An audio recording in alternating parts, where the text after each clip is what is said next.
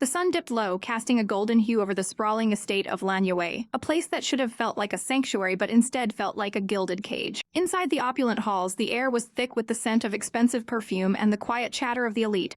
Yet for the lady of the house, the atmosphere was suffocating. Lan Youwei sat before her vanity. Her finger blinked slightly as she applied her makeup, trying to mask the growing hollow in her chest. Her husband, Qingqi, stepped into the room with the practiced elegance of a statue, his handsome face devoid of any warmth as he reminded her that their third wedding anniversary was not a time for delays. She offered him a soft smile, promising she wouldn't be long, her heart aching for a single gaze of genuine affection that never came. The fragile moment was shattered when Jia Yin glided in, her silver hair shimmering like a cold moon, carrying a gift that felt more like a calculated insult. With a saccharine sweetness that didn't reach her eyes, Jia presented a pink dress, claiming it was a special commission from a French designer arranged by Qingqi himself. Youwei's heart sank as she beheld the fabric. It was a shade she loathed, a color that felt like a mockery of her true self. Jia Yin wore a mask of concern, questioning if she disliked the gift, while Qingqi's cold gaze remained fixed on his watch, his impatience cutting deeper than any blade. He didn't even look at her as he declared she looked good in pink, his voice flat as he hurried her to finish, leaving her standing alone in the shadows of their shared life. The weight of his indifference was a crushing blow, yet it was nothing compared to the silence that followed when he walked out with Jia Yin by his side. Suddenly, her phone buzzed on the table, a frantic vibration that mirrored the state of her nerves. It was Dr. Wang, his voice heavy with a grim reality, as he delivered the news of her medical tests, news that was far from good. The world seemed to tilt on its axis. Her eyes widened in a state of pure shock as the life she knew began to crumble. The phone slipped from her numb fingers, clattering to the floor as a silent scream caught in her throat. Draped in the hated pink dress, Youwei wandered the corridor, her vision blurred by tears she refused to let fall,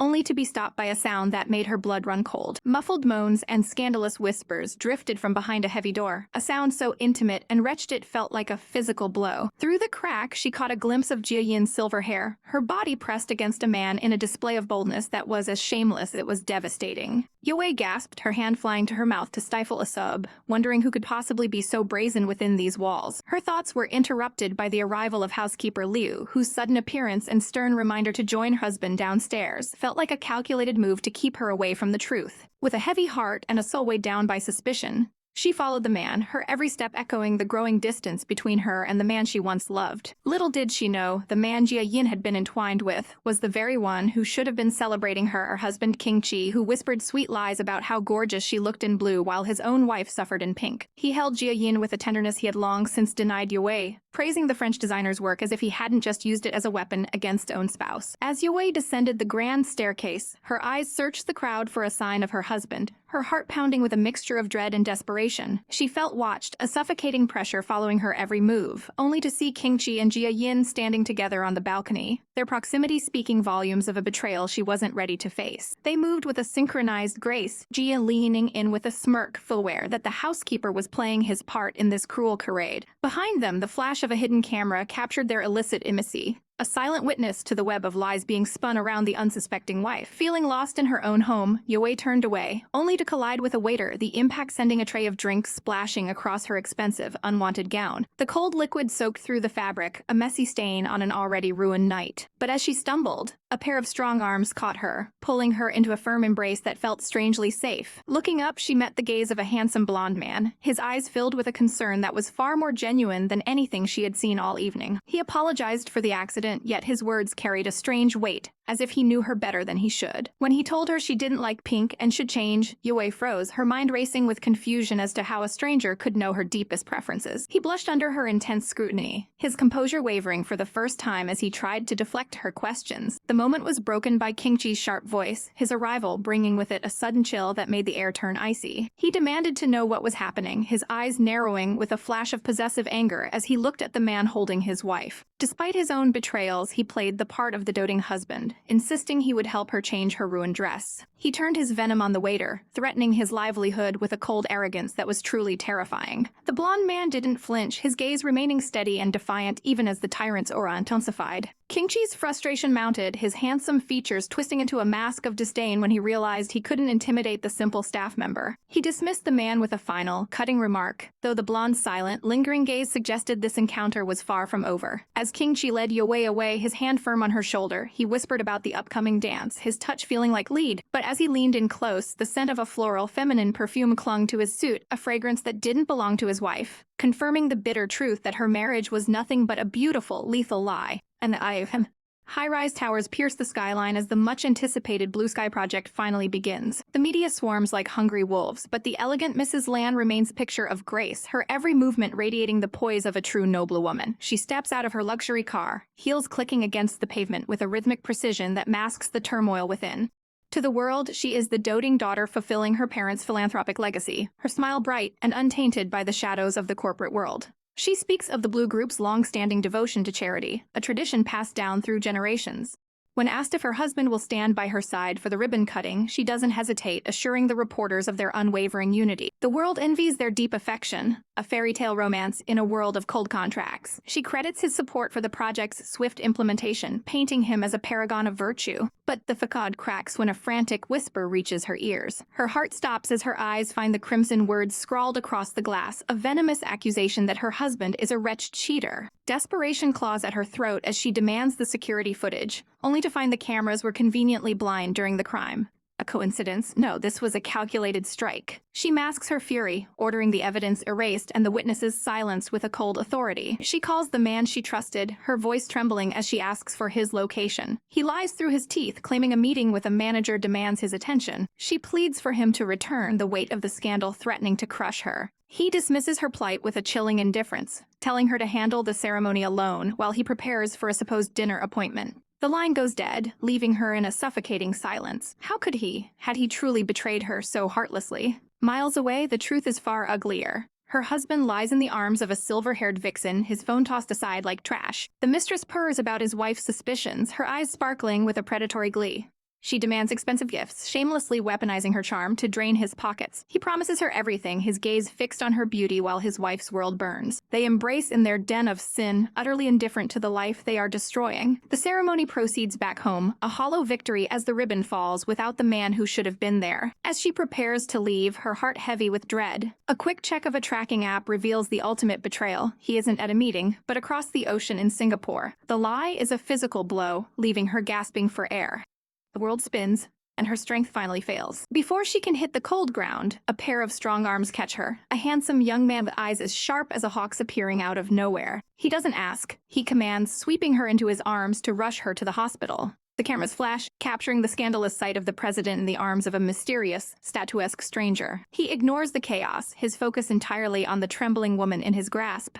They arrive at the sterile white halls of the hospital. The doctor, assuming the handsome youth is her husband, scolds him to pay the medical fees. To her shock, he doesn't deny it, accepting the role with a smooth, almost dangerous charm. When she tries to protest, the doctor silences her, insisting a husband must care for his wife. He looks down at her, a faint, unreadable smile playing on his lips as he promises to take good care of her. The proximity is suffocating, his aura overwhelming her senses. As they leave, she realizes he is shamelessly taking advantage of the situation. He warns her to mind the steps, his hand lingering near her waist with a familiarity that makes her skin crawl. She snaps at him, demanding to know what he thinks he's doing. Did he truly think a few moments of help made him her husband? She bristles with indignation, her eyes flashing with a regal fury. He asks for permission to continue his care, but she has no patience for his games. She reminds him of her status and her marriage, calling him a mere boy who is way out of his depth. He looks wounded, claiming his intentions were pure. She dismisses him with a cold glare, declaring his actions completely out of line. She hopes to never see his face again, turning her back on him without a second thought. He stands alone, his expression unreadable as the moonlight catches his golden hair. Night falls over her grand estate, but there is no warmth to be found within its stone walls. She returns in silence, her a lonely vessel. The butler's greeting is a reminder of her husband's absence. He still hasn't returned from his meeting. She looks at her reflection, the exhaustion finally showing in her eyes. But the day's torments aren't over. A venomous voice cuts through the hall. Her mother-in-law has arrived like a bird of prey. Dressed in gaudy finery, the older woman stands with arms crossed, her expression twisted in a sneer. She demands to know if the gossip girl is finally home. Mrs. Lan tries to maintain her dignity, questioning why there was no advance notice. The woman scoffs, claiming a mother needs no permission to enter her son's house. When Mrs. Lan tries to be accommodating, the woman's laughter is like breaking glass. She points a trembling finger at the television, where the headlines scream of a scandalous affair. The image of the stranger carrying her is plastered everywhere, branding her a woman who keeps a gigolo in the eyes of the world. The tension in the room was suffocating as she clicked the television off, the screen's light fading like her final shred of hope. Her mother-in-law's voice was like a whip, accusing her of scandalous behavior with another man, but she knew it was all a calculated trap to her reputation. The air grew even heavier when the man she loved stumbled through the door, reeking of alcohol and supported by his assistant. Her heart shattered as he looked at her with eyes full of disdain, his words cutting deeper than any blade as he called her filthy. Before she could even defend her honor, a sharp sting exploded across her cheek as her mother-in-law struck her down, the force of the blow sending her sprawling onto the hard floor. Instead of a helping hand, she was met with the sight of them walking away, treating her like nothing more than a piece of trash to be discarded while they doted on their precious son. Left alone in the shadows of the grand staircase, she could only watch their retreating backs with eyes brimming with unshed tears. When the maid rushed to her side with a look of pity, she pulled away, her pride bruised but not yet broken. She couldn't let anyone see her weakness, even as she defended the very woman who had just humiliated her, insisting that she must respect her husband's family no matter the cost. Little did she know, the man she adored was far from the drunken mess he appeared to be, lounging in a warm bath while a sinister smirk played on his lips. On the other end of the line, a silver-haired vixen laughed, confirming that their little performance had worked perfectly and the trap was set to drain her of everything she owned. He was a wolf in sheep's clothing, relishing the way she was already drowning in guilt. When she finally found the courage to confront him in the bathroom, holding her phone as proof of his lies about a business meeting, his mask finally slipped. The murderous aura radiating from him was suffocating as he realized his web of deceit was being unraveled. In a sudden burst of violence, he lunged from the water, his wet feet slapping against the cold tile. He loomed over her, a statuesque figure of pure malice, shouting that she had no right to investigate him as his hand connected with her face. Trembling on the floor, she clutched her burning cheek, unable to reconcile this monster with the man she thought she knew. He didn't offer comfort. Instead, he stood over her with a cold, piercing gaze, demanding she stand up while he weaponized her deepest trauma against her. He grabbed her chin with a grip like iron, his face inches from hers as he hissed about her lack of trust. Every word was a calculated strike, bringing up the child they had lost and blaming her ambition for the tragedy that had nearly destroyed them both. Her breath hitched as he cruelly reminded her that if she hadn't been so focused on work, their baby might still be alive. The weight of the blame was a crushing blow, silencing her questions as she collapsed into a puddle of tears, the pain in her heart far worse than the sting on her face. With a final, dismissive command for her to calm down, he gathered his things and prepared to leave her alone in her misery. He tossed the documents aside like they were worthless, his expression void of any human warmth as he turned his back on his grieving wife. The silence he left behind was deafening, a hollow reminder of the life she was desperately trying to save. Alone in the dim light, she clutched a tiny blue garment to her chest, her sobs racking her fragile frame as she whispered apologies to the child she would never hold. But she wasn't as alone as she thought. From the darkness outside, a mysterious figure watched her through binoculars, his expression unreadable as he observed her suffering from the shadows. This stranger, shrouded in a dark hoodie, seemed to carry a secret of his own as he looked upon the weeping woman. With the grace of a phantom, he moved through the night, scaling the balcony with practiced ease. He didn't come to harm her, but to deliver a message, leaving a brown envelope at the threshold before vanishing back into the moonlight. The faint sound of something hitting the door finally pulled her from the depths of her despair. Wiping her eyes, she looked up, her heart racing with a sudden, inexplicable sense of dread. When the maid appeared at the top of the stairs holding the mysterious delivery, the air seemed to thin. It was a letteress to her, sent all the way from France, a place that held no connections for her. Her hands trembled as she took the envelope, the rough paper feeling heavy with the weight of the unknown. As she pulled the contents out, her eyes widened in sheer shock, her breath catching in her throat as a new truth threatened to shatter her world all over again. Pinhead. Lan Youwei gripped the documents until her knuckles turned white, the elegant invitation to France feeling like a lead weight in her hands. The dress design on the page mocked her with its shimmering beauty, a cruel reminder of the dreams she thought she was building with the man she loved. Memories of her husband and her so-called best friend flickered through her mind like shards of glass, the image of them together piercing her heart with a sudden, sharp clarity. Her teeth gritted in a snarl of suppressed rage, she ordered her driver to get the car ready immediately. She would not let this treachery stand another moment. In a room filled with the scent of expensive wine and betrayal, a glass was raised in a silent toast to a successful deception.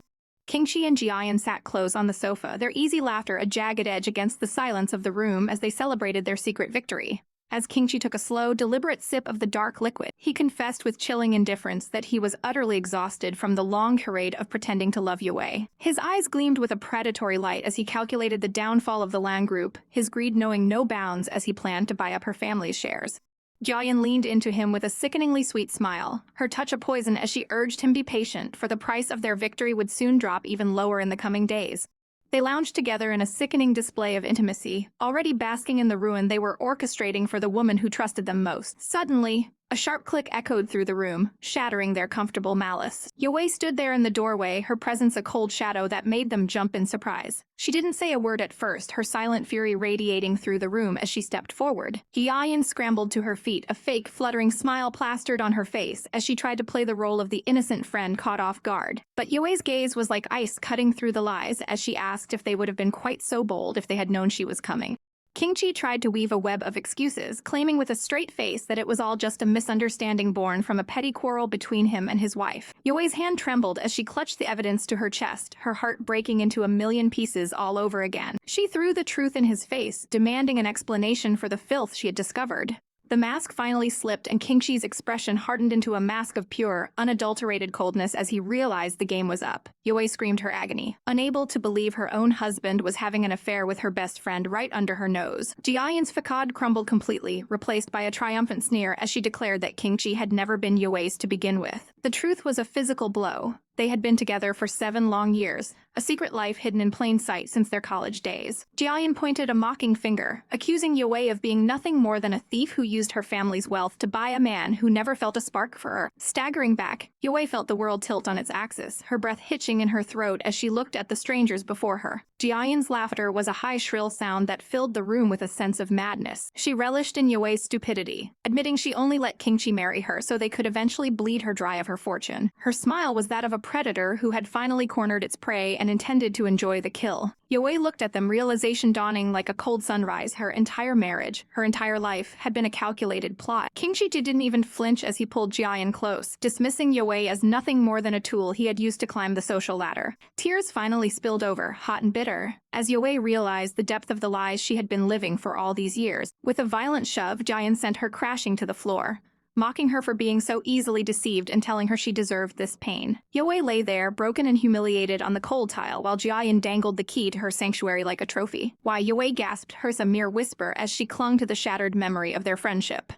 Jiayin's eyes burned with a deep-seated resentment, spitting out that rich girls like her didn't deserve friends and that she hated how easily Youwei obtained everything. Her voice rose in a crescendo of hate, vowing that she would be the one to finally destroy Lan Youwei once and for all. Turning to the man she had called husband for 5 years, Youwei pleaded to know if there was ever a single moment of genuine love between them. Qingqi merely picked up his wine glass, his movements graceful and deadly. He mocked the very idea of love, describing the suffocating pressure of being a despised son-in-law in a family that always looked down on him.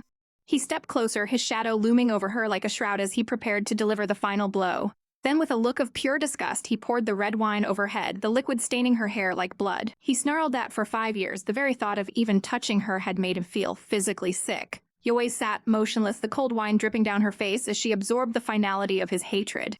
He admitted he had only played the part for the sake of the Lan group, his voice devoid of any human warmth. He dropped the glass with a careless flick of his wrist. It shattered into 1,000 pieces on the floor, mirroring the state of her soul. He boasted of the deals he had made with other shareholders, laughing at the thought of a woman ruined by scandal ever leading the company again. Youwei watched them through a veil of tears, a ghost in her own home. In a final act of cruelty, Qingqi swept Jiayin into his arms, carrying her away to their bed while mocking Youwei's broken form and telling her to watch a real man. Youwei struggled to her feet, her body heavy with the weight of her despair as she realized she was truly alone. She walked out of the apartment, the sounds of their laughter following her like a curse through the hallway. Outside, the muffled sounds of their betrayal echoed through the walls. A final stab in her back from the life she once knew. She found herself standing on the edge of a bridge, the cold night air biting at her skin as the city lights blurred before her. Her eyes were vacant and hollow, the light of life having been extinguished by those she loved most. Her phone buzzed in her hand, a notification about a surgery abroad that felt like a lifetime too late to save her. A wry, hollow smile touched her lips as she realized that hope was a luxury she could no longer afford in this wretched world. She whispered a silent apology to her parents for her disobedience, and the shame she felt for marrying such a man. With a desperate breath, she let herself fall, her body a lonely silhouette against the vast city skyline. As she plunged toward the dark water, her thoughts stood to her parents and the unchild she carried, a tragic end to a story of stolen dreams. Her phone hit the water first with a soft splash, the screen going dark as it sank into the abyss. But as the cold darks reached for her, a strong hand suddenly clamped around her wrist with iron strength, halting her descent. She looked up in a daze, meeting the sharp, piercing gaze of a man, like spun gold and eyes that held an unexpected intensity. He looked down at her with a mixture of annoyance and intrigue, his voice cutting through the silence as he demanded to know if she intended to pay for his ruined phone. "You." The moon hung low over the water, reflecting the hollow emptiness in her eyes as she collapsed against the cold stone railing, her spirit completely shattered. Even if he saved her now, what was the point when her soul was already withered and dying, a mere shell of the woman she once was? She pleaded with the stranger to just leave her to her misery, for death was the only mercy left for someone so utterly broken by the world's cruelty. "Why?" he asked, his voice steady and grounding against the backdrop of the lonely night. With a bitter laugh that carried the weight of 1,000 heartbreaks, she laid bare her scars, the parents lost to a cruel accident, the precious child she never got to hold, the husband who turned into a wretched monster, and the friends who sold her out for a pittance. As if that wasn't enough, a terminal illness was now eating away at what little remained of her life, leaving her with nothing but shadows. Every breath was a struggle, every heartbeat a reminder of the suffocating pain that had become her only companion in this cold world. She was a ghost in her own life, but the man didn't flinch. Instead, he revealed his own descent into hell as a discarded orphan. Her eyes widened in shock as he spoke of a childhood devoid of human warmth, where his parents were snatched away by violence on his very birthday, and he was left to rot in a place that stole his dignity and his meals. He had tasted a despair even deeper than hers. Yet here he stood, a man who had clawed his way back from the brink of the abyss. He didn't offer empty pity, but a challenge. If she had lost everything, then why not fight like a demon to take it all back from those who wronged her? His words were a spark in her dark world, a suggestion of redemption that made her heart flutter with a forgotten strength. It was late, and as he stood up to pull her from the edge, he told her it was time to go home and face her demons. The tension between them shifted, the air thick with an unspoken connection as he reached out a hand. Was he following her? She teased, her lips finally curling into a small, genuine smile as she thanked him for saving more than just her life that night. He played it cool, claiming it was mere coincidence before insisting they never meet again, his silhouette fading into the night as they walked away from the water. But her return home was not to a sanctuary, but to a battlefield, a grand, cold mansion that felt more like a tomb than a house. There stood the man who had vowed to love her, looking as statuesque and heartless as a tyrant as he walked through the halls. Without a shred of hesitation, she demanded a divorce, her voice cutting through the silence like a sharp blade. He laughed, a wretched, mocking sound, convinced she was merely trying to salvage whatever assets she could before her inevitable fall from grace. He offered her a pence $2 million to disappear forever, his arrogance blinding him to the cold fire burning in her eyes. But she knew the law: the guilty party walks away with nothing. And she wasn't the one who had strayed from their vows. As he sneered, claiming she was the one caught in a scandal, she prepared to strike back. She revealed her masterstroke. She had recorded every word of his betrayal the day before, turning his own trap against him with a chilling calm, leaving the trash husband reeling in his own shock. She stepped out the next day with the grace of a villainess reclaiming her throne. She arrived at the corporate gates of her next target, her gaze sharp and unwavering as she stepped from the car. When the guards tried to bar her path on the orders of Mr. Chen, she didn't flinch or show a hint of fear. She stood her ground, a lone woman against a wall of men, daring them to lay a hand on her in front of the public eye. With a flick of her wrist, she delivered a devastating blow. She had proof of Chen's gambling debts at the casino, and if he didn't see her, his father'd be the first to know of his failures. Victory was sweet, but as she left with her loyal assistant Daniel, she didn't notice the predatory gaze of a man in a catching from the shadows. He whispered into his earpiece, a chilling command to take action as her car pulled away into the distance. Inside the vehicle, exhaustion finally began to take its toll, her mind drifting back to the mysterious, handsome man from the bridge. She found herself drawn back to him, discovering he was a teacher at a local mall, surrounded by the innocent, sparkling eyes of children. Watching him, she felt a strange pull, a desire to repay the debt of her survival to the one who understood her pain. She approached him with a gift, a brand new phone to replace the one lost during her rescue, her smile radiant and full of life. But as she walked away, the world suddenly tilted into a nightmare. A white van whisked her away in an instant, and before she could scream for help, a rough hand muffled her voice, dragging her into the darkness. The shopping bag slipped from her fingers, the phone hitting the pavement with a sickening snap as the van doors slammed shut. Siang's heart plummeted as he saw the discarded bag, a cold dread washing over him as he realized she was gone. He raced after the van with everything he had, his lungs burning and his eyes fixed on the disappearing vehicle, but it was too fast. He knelt to pick up the broken gift, his face contorting into a mask of pure, unadulterated rage. A murderous aura erupted from him, a silent vow echoing in the wind. He would find them, and he would make every single one of them pay for touching what was his. Xiang Lu clutched the invoice, his mind racing with a singular, desperate focus. He needed eyes everywhere, and the cold, unfeeling glass of a security monitor was his only hope. He stood before the surveillance screens, his handsome face a mask of controlled panic as he spun a lie about a lost wallet to gain access to the footage. He wasn't above a little bribery, sliding a gift across the desk to loosen the guard's tongue as he pleaded for help. The keys clattered under the guard's fingers until the truth finally flickered on the screen. There she was, precious Youwei, being forced into a nondescript white van. His eyes narrowed as he burned the license plate number into his memory, a silent vow of vengeance simmering in his chest. Without a word of thanks, he turned and bolted, leaving the bewildered guard calling out after him in the wake of his sudden departure. He knew this wasn't a random act of violence. It was a calculated move for blackmail, which meant she was likely safe for the moment, but he had to find her before the kidnappers grew impatient. He mentally mapped the city, discarding the crowded markets and the mountain passes blocked by recent landslides. His instincts screamed that she was being held in the skeletal remains of the abandoned factory on the outskirts of town, the only logical hiding place left. Shadows stretched long over the rusted facility where the kidnapper's van sat like a predator in wait. Inside the suffocating gloom, Youwei sat bound and defiant, her spirit unbroken despite the ropes biting into her skin. When a masked man offered her water, she met his gaze with chilling suspicion, certain that the liquid was laced with something to dull her senses.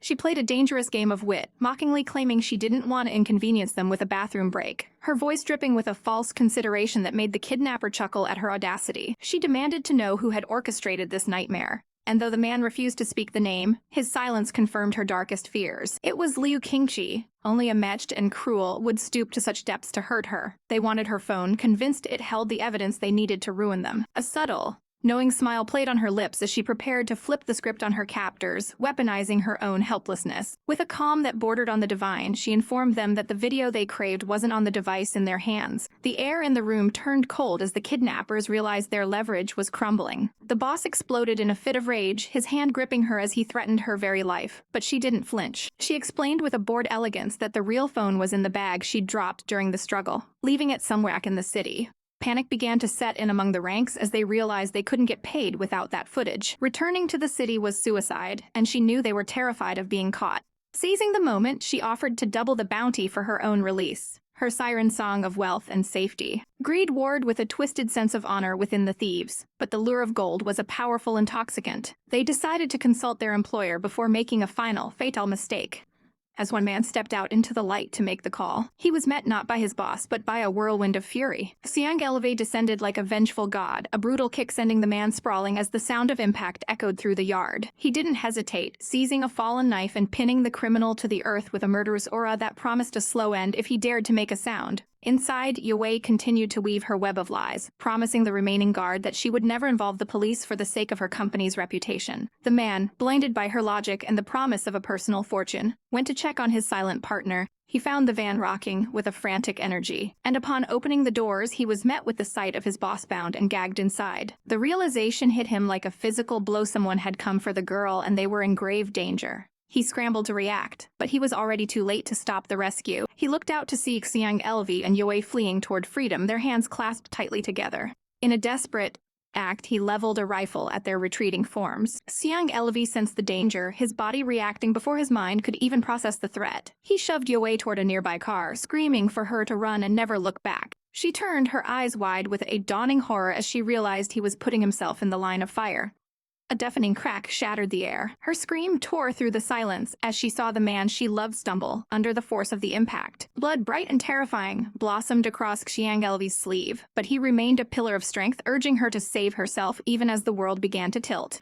Other shot rang out, a lethal promise of more pain from the masked gunman. Youwei froze in shock, her heart stopping in her chest, but Xiang Lu lunged forward, shielding her fragile frame with his own as bullets whistled past them in the frantic air. He held her close, his blood staining her white dress as the siren wails of the police finally cut through the darkness to save them. His strength spent, his breath coming in ragged gasps, the statuesque man finally collapsed under the weight of his injuries. He fell to the cold pavement, his eyes fluttering shut as he slipped into a dark, silent void. He lay there, a fallen hero, as the world blurred into a haze of blue and red lights. Darkness eventually gave way to a soft, ethereal light. Xiang Lu woke to the sight of Youwei hovering over him, her face a portrait of relief and lingering terror. She was quick to offer him water, her hands trembling as she tended to his needs in the quiet of the room. He looked at her with a gaze that had softened from steel to velvet, realizing just how close he had come to losing her. She whispered that he had been shot twice and had nearly died if not for the timely arrival of the authorities. But the moment of peace was shattered as a sharp, venomous voice cut through the room. A woman stood at the door, her eyes filled with a wretched disdain as she accused Youwei of bringing a shameful adulterer into their home. "Don't leave here. Wei stood her ground against the wretched woman who had made her life a living hell, her voice steady as she demanded respect for the man who had just saved her life. The mother-in-law's face contorted into a mask of pure venom, screeching about her status in the house and throwing accusations of scandalous affairs as if her own wasn't the true villain. The air grew thick with tension as the older woman raised her hand, her eyes wide with a murderous intent to strike. But before the blow could land, a firm hand clamped down on her wrist with a sickening snap of authority. It was him, the orange-haired protector, his chest still bound in bandages, looming over the scene like an ancient god of vengeance as he commanded the woman to never touch Wei again. The mother-in-law recoiled in shock, pointing a trembling finger as her power crumbled in an instant. Wei didn't flinch. Instead, she dropped a bombshell that left the room in a suffocating silence, declaring that her marriage was officially over. The older woman could only gasp in disbelief as Wei stripped her of her title, informing her that this was the very last time she would ever be called mother. With a cold, piercing gaze, Wei reclaimed her domain, stating clearly that this house belonged to her and her alone. She didn't waste another second on the trash, ordering the maid to pack the woman's things and throw her out into the street.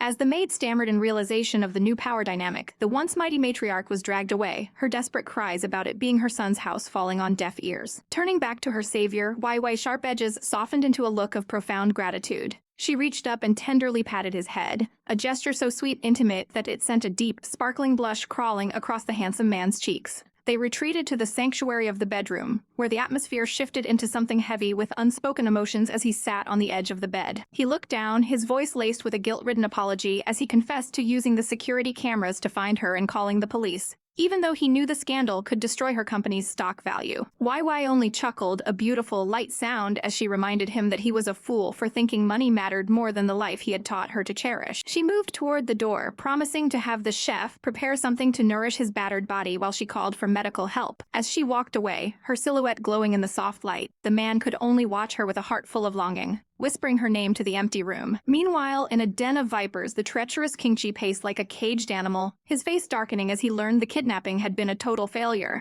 Beside him, his silver-haired mistress hissed in frustration, her eyes gleaming with malice at the thought of Wei escaping their clutches yet again. The walls were closing in on them. They knew that if the recordings of their crimes reached the stockholders, Qingqi would lose everything he had schemed for. The mistress leaned in, her voice a poisonous silk as she pointed out that, as long as Wei breathed, his inheritance was at risk. She grabbed his hand, her touch manipulative as she planted the seed of a much darker plot. If Wei were to simply disappear forever, the entire land group would fall into his lap without question. Back at the manor, the morning sun brought a brief moment of peace as Dr. Wang arrived to oversee the hero's recovery. But as the doctor prepared to leave, he pulled Wei aside, his expression grave as he mentioned her need to go abroad for treatment. Wei's heart hammered against her ribs as she tried to hush him, her eyes darting toward the shadows. The doctor, thinking he was speaking to a concerned husband, later stopped Qingqi in the hall to deliver a devastating blow. He revealed the secret Wei had been hiding, that she was battling breast cancer and that her very life hung in the balance if she didn't leave for treatment immediately. Qingqi's face paled, a mask of shock and perhaps a flicker of twisted opportunity crossing his features as he promised to persuade her. Inside, the atmosphere was far more tender as the bandaged hero looked up at Wei, his voice small as he asked if he was truly allowed to stay the night. Wei teased him with a playful smile, her eyes sparkling as she questioned where else he could possibly go. She leaned in, her proximity causing the poor man to turn a bright, bashful red as his heart threatened to leap out of his chest. She couldn't help but snigger at his innocent reaction, finding his flustered state absolutely adorable. However, the light-hearted moment was cut short by a sharp gasp of pain as he clutched his chest, his injuries reminding them both of the price he had paid. Wei's teasing vanished, replaced by a suffocating worry as she apologized and rushed to fetch his medicine. In her panicked haste, she turned the corner and collided with a solid, imposing figure. It was Qingqi, standing there with a sickeningly sweet smile that didn't reach his cold eyes. He had the gall to act as if nothing had happened, telling her this was no longer her home before suddenly shifting gears and begging her to make up with him. He reached out to touch her shoulder, but Wei reacted with the speed of a viper slapping his hand away with a resounding crack. She sneered at his pathetic attempt at reconciliation, mocking him for trying to play the loving husband after his kidnapping plot had failed. Desperate, Qingqi shamelessly threw his mistress under the bus, claiming he had disowned the woman the moment moment he found out what she had done. He tried to force her into a deceptive embrace, but before he could even blink, a fist swung through the air and connected with his jaw in a thunderous strike. Qingxi was sent stumbling back, a bright red welt blooming on his face as he stared in pure rage at the man who had dared to strike him. He snarled a threat, but the orange-haired hero stood his ground, his broad shoulders creating an unbreakable shield in front of Wai Wai. With a gaze that promised a slow and painful death to anyone who crossed him, he delivered a final, "Chillend, don't you dare touch her." 100. The air in the room crackled with a murderous aura as Qingxi roared in a jealous frenzy. His face contorted with rage as he accused the man before him of being nothing more than a lowly gigolo invading his sanctuary. But the woman he claimed as his own had reached her limit, her eyes flashing with a cold fire as she demanded he stop this pathetic display and leave them be. With a sneer, the wretched husband pointed a trembling finger at the statuesque stranger, demanding to know why she was protecting such a creature, only to be met with a sharp, stinging slap that echoed through the hall. How dare he speak to her like that when he was the one who had truly betrayed their vows? Liu Qingxi's voice cracked with desperation as he demanded the truth, accusing the man of disguising himself as a waiter just to seduce his wife. To his absolute shock, the handsome stranger didn't deny it. Instead, he looked him dead in the eye and simply confirmed that he had indeed come to the house for her. The confession hit like a physical blow, leaving Liu Qingxi sputtering in disbelief, turning to Wai Wai as if he'd somehow explain away the audacity of this intruder. He tried to poison her mind, suggesting the man had orchestrated her kidnapping for his own gain, but Wai Wei's heart had already turned to stone against her husband's lies. If this man could flaunt his mistresses and call it true love, then show him exactly what a real rebellion looked like. In a move of sheer, calculated defiance, she stood on her tiptoes and pressed her lips against the stranger's cheek, a silent declaration of war against her marriage. The stranger froze, a deep crimson blush creeping up his neck as his heart raced against his ribs, while the husband watched in silent, suffocating horror. Wai Wai pulled back with a triumphant glint in her eyes, asking her husband if he was finally satisfied with the scene he had provoked.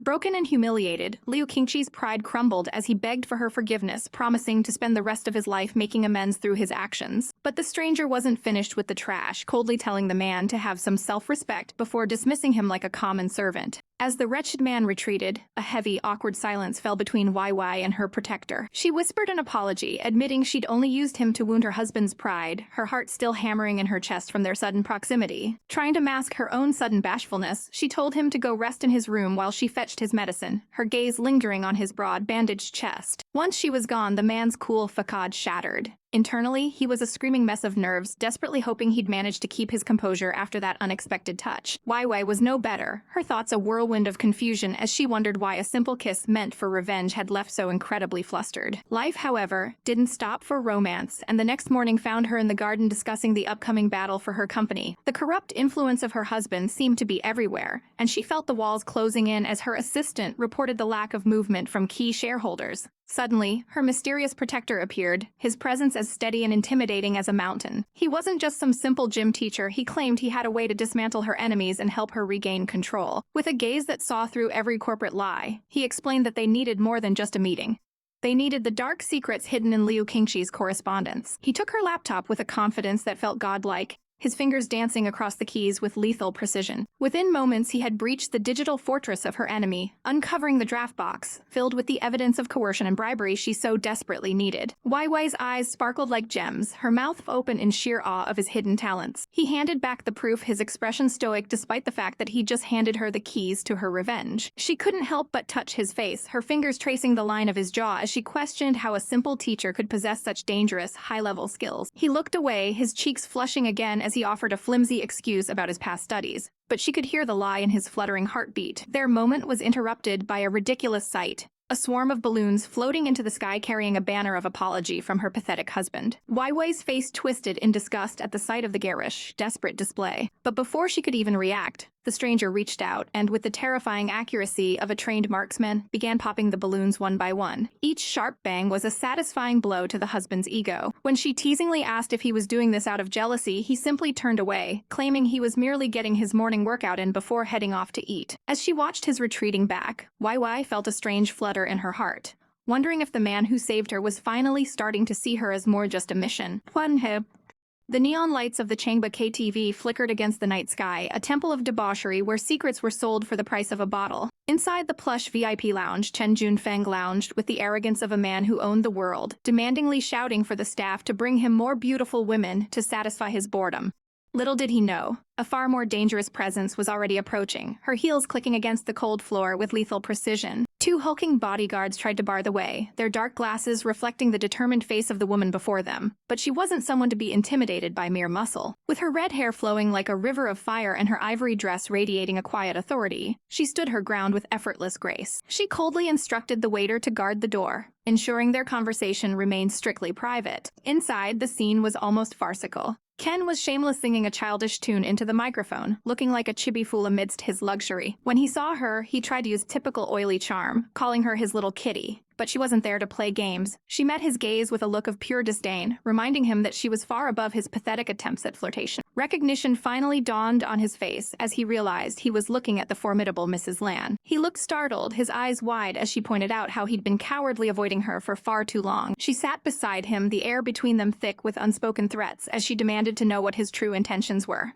With a calculated smile, she offered him a deal he couldn't refuse. Whatever his current benefactor had paid him, she would double it without a second thought. Chen tried to play the card of loyalty, claiming he wouldn't betray a promise so easily, but she knew his type far too well. She brought up his 10% stake in her company, and more importantly, the crushing debt he owed to the casino, watching the confidence drain from his face. Suspicion clouded his features as he questioned why he should ever trust a woman like her. Her response was simple and brilliant. She would merely add a few life-changing clauses to his existing contract, turning his betrayal into a lucrative business move. He hesitated, tapping his arm in deep thought as he weighed the risks of crossing his current allies. To seal the deal, she presented him with a video, a piece of leverage that acted as a silent testament to her absolute sincerity. She reminded him that her father's return from Singapore was imminent, and their mutual survival depended entirely on their cooperation. Cornered and greedy, Chen finally folded, flashing a fake smile and promising to do exactly as she said. Suddenly, the sharp chime of a phone cut through the tension. It was a message from Liu Qingxi, the man who had once held her heart, begging for a private meeting at a nearby restaurant. She sighed, a weary sound that betrayed the scars of her past before heading out into the night. Her white car pulled up to the quiet storefront, looking like a ghost in the suburban light. A waiter stood ready to escort her, his face a mask of professional politeness that hid a much darker secret. She entered the restaurant with a heavy heart, knowing this encounter would be nothing but a dance with a ghost. The waiter's eyes followed her, a sinister smirk tugging at his lips as he watched her walk toward her fate. Liu Qingxi was already waiting, his expression a calculated mix of regret and longing as he asked her to tell him everything. He pushed a plate of ginger chicken toward her, claiming he'd ordered her favorite dish, his voice dripping with a false sweetness. She looked at the food with a bitter smile, noting that she actually detested ginger. He looked confused, reminding her that they always ate it back when they were dating. With a cold clarity, she explained that she had only ever eaten it because she loved him and wanted to make him happy, even if it meant sacrificing her own comfort. Misinterpreting her honesty for lingering affection, he leaned in, hoping she still cared him. But the woman standing before him was no longer the naive girl he once knew. She looked him in the eye and declared that her love was dead and she wanted a divorce immediately. As she turned to leave, he lunged forward, grabbing her wrist with a desperate strength, pleading for her to forgive his past naivety. He noticed the diamond ring still glittering on her finger, a spark of hope igniting in his chest as he asked if she still hides for him in her heart. She looked down at the band of silver, the very symbol of the moment her unlucky life had begun, and with a decisive motion, the ring hit the table with a sharp snap, a final punctuation mark on their failed marriage as she walked away without looking back. Liu's face instantly transformed, the mask of the doting lover falling away to reveal a cold-blooded monster. He pulled out his phone, his voice a low hiss as he checked if the deed had been done. On the other end, the waiter confirmed that the heritage letter, the motive for his madness, was already planted in her car. Liu's eyes narrowed with a murderous aura, his mind already celebrating the end of her miserable life. Unaware of the trap, she drove down the sun-drenched streets, her mind a whirlwind of emotions. As the traffic light ahead turned a warning red, she prepared to stop. Her foot pressed down hard on the brake pedal, expecting the car to respond to her command. But there was no resistance, only a terrifying hollowness as the car continued to hurtle forward. Panic seized her heart, her breath hitching in her throat as she realized the brakes were completely dead. Her phone lay forgotten on the passenger seat, her only lifeline in a world that was suddenly spinning out of control. Elsewhere at a quiet hospital building, Xiang Lu was reviewing documents, his brow furrowed in concentration. The sudden trill of his phone broke the silence, and he answered with a casual greeting. But the voice on the other end was a scream of pure terror. She cried out his name, her voice breaking as she told him her brakes were broken and death was coming for her. His eyes widened in absolute shock, the blood draining from his face as he realized the woman he cared for was in mortal danger. In that moment of impending tragedy, a vision of a young girl's tearful eyes flickered through the chaos, a haunting reminder of what was at stake in this deadly game of betrayal.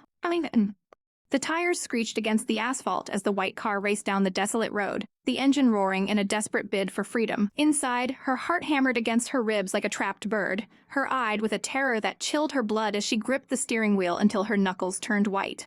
She reported her location and speed while the voice on the other end urged her to stay calm. But how could she when two shadow-like cars without license plates were closing in on her like predators sensing a kill?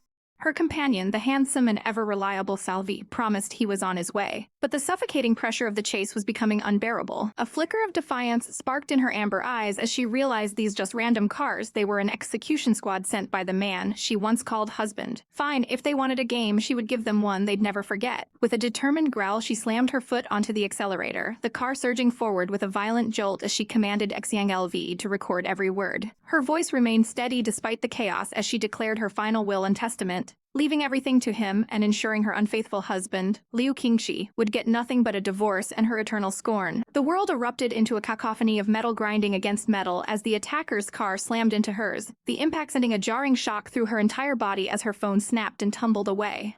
Just as despair began to take hold, a flash of silver appeared on the horizon like a God-given miracle as Xiang Lu's powerful sports car roared onto the scene. He violently knocked one of the assassins off the road in a shower of sparks and shattered glass, his face a mask of cold fury as he called out her name. He maneuvered his car with expert precision, commanding her to jump to the passenger seat because her brakes had been sabotaged and she couldn't stop the speeding vehicle. It was a leap of faith, a moment where life and death balanced on a razor's edge amidst a sea of flying debris, and the terrifying sound of snapping metal. Soon, the flashing lights of the police bathed the wreckage in a somber blue and red glow as the news of the Lan Group president's apparent suicide spread like wildfire. The treacherous Liu Qingxi arrived with a performance that would win awards, his face twisted in a mask of grief, as he demanded to know where his beloved wife was. When the officer mentioned a suicide note claiming she had terminal cancer, the villainous husband even had the audacity to squeeze out fake tears, burying his face in the forged document to hide his triumphant smirk. He never expected that his elaborate web of lies was about to be shredded by a cold, sharp voice demanding he be charged with murder. Liu Qingxi froze, his blood turning to ice as he looked up to see her standing there alive and radiant. Protected by the intimidating presence of Xiang Lu, she scoffed at his pathetic display, knowing full well he was already the money he thought from her death. The memory of the crash still haunted her, the moment of impact and the terrifying heat of the explosion flashing behind her eyes as she remembered how close she came to the end. Trembling, she threw herself into Xiang Lu's arms, the dam finally breaking as she sobbed into his chest, gasping that she had finally survived. He held her close, his touch gentle yet firm as he promised that from this moment on he would be her shield. The world seemed to stop as he looked into her tear-streaked face, his usual stoicism melting into a gaze filled with an unexpected warmth. He confessed that he liked her more than she could possibly imagine, his finally laid bare amidst the smoldering ruins of her old life. But the time for romance would have to wait, for justice was calling at the police station. She sat across from the investigators with a chillingly calm expression, revealing that the suicide note was a clumsy forgery and that her health was perfectly fine. Sliding a real medical report across the table, she watched the officers widen as she exposed the truth of her husband's deception. With a dark, satisfied smile, she knew the trap was set. Li Qingxi was finally finished, and her revenge was only just beginning.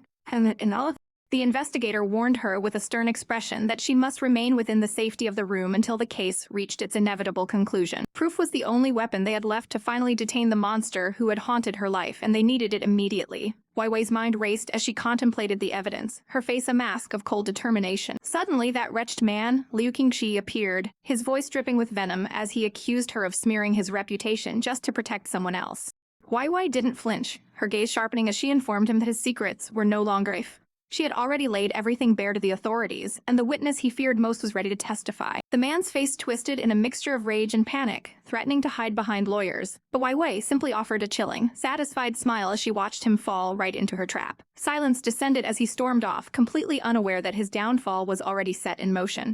Elsewhere, in the shadows of a desolate parking garage, the young witness walked his car, oblivious to the predatory gaze following him. A sudden sense of dread washed over him as he turned, only to find a silver beast of a car roaring toward him with a murderous intent. Liu Qingxi was behind the wheel, his eyes wild with a desperate need to silence the boy, but at the last second a savior lunged forward, pushing the witness out of the path of certain death. The garage echoed with the sickening crunch of metal as the car slammed into the concrete pillars. Weiwei stepped into the light, her camera raised like a weapon, capturing the pathetic sight of the man who thought he was untouchable, as he sat dazed and broken in the wreckage of his luxury car. She looked down at him with a gaze colder than winter ice, informing him that his reign of terror was over because she had already rescued the families he was using as leverage. This was his final end, a reality she whispered with a sense of profound justice. The news spread like wildfire, showing the former vice president being led away in handcuffs, his reputation shattered forever. Peace finally returned.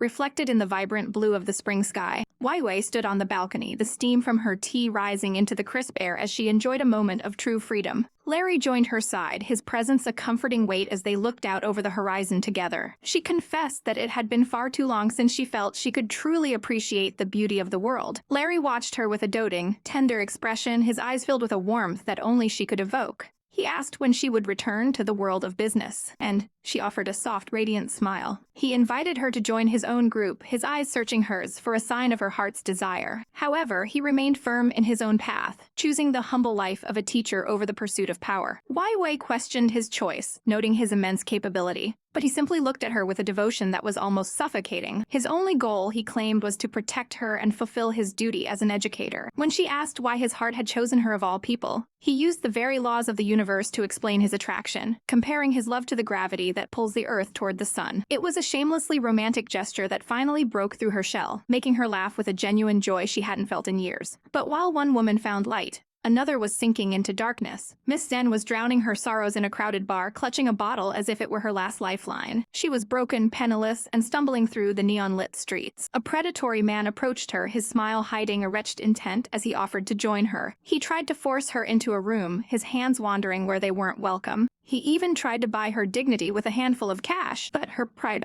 one last time.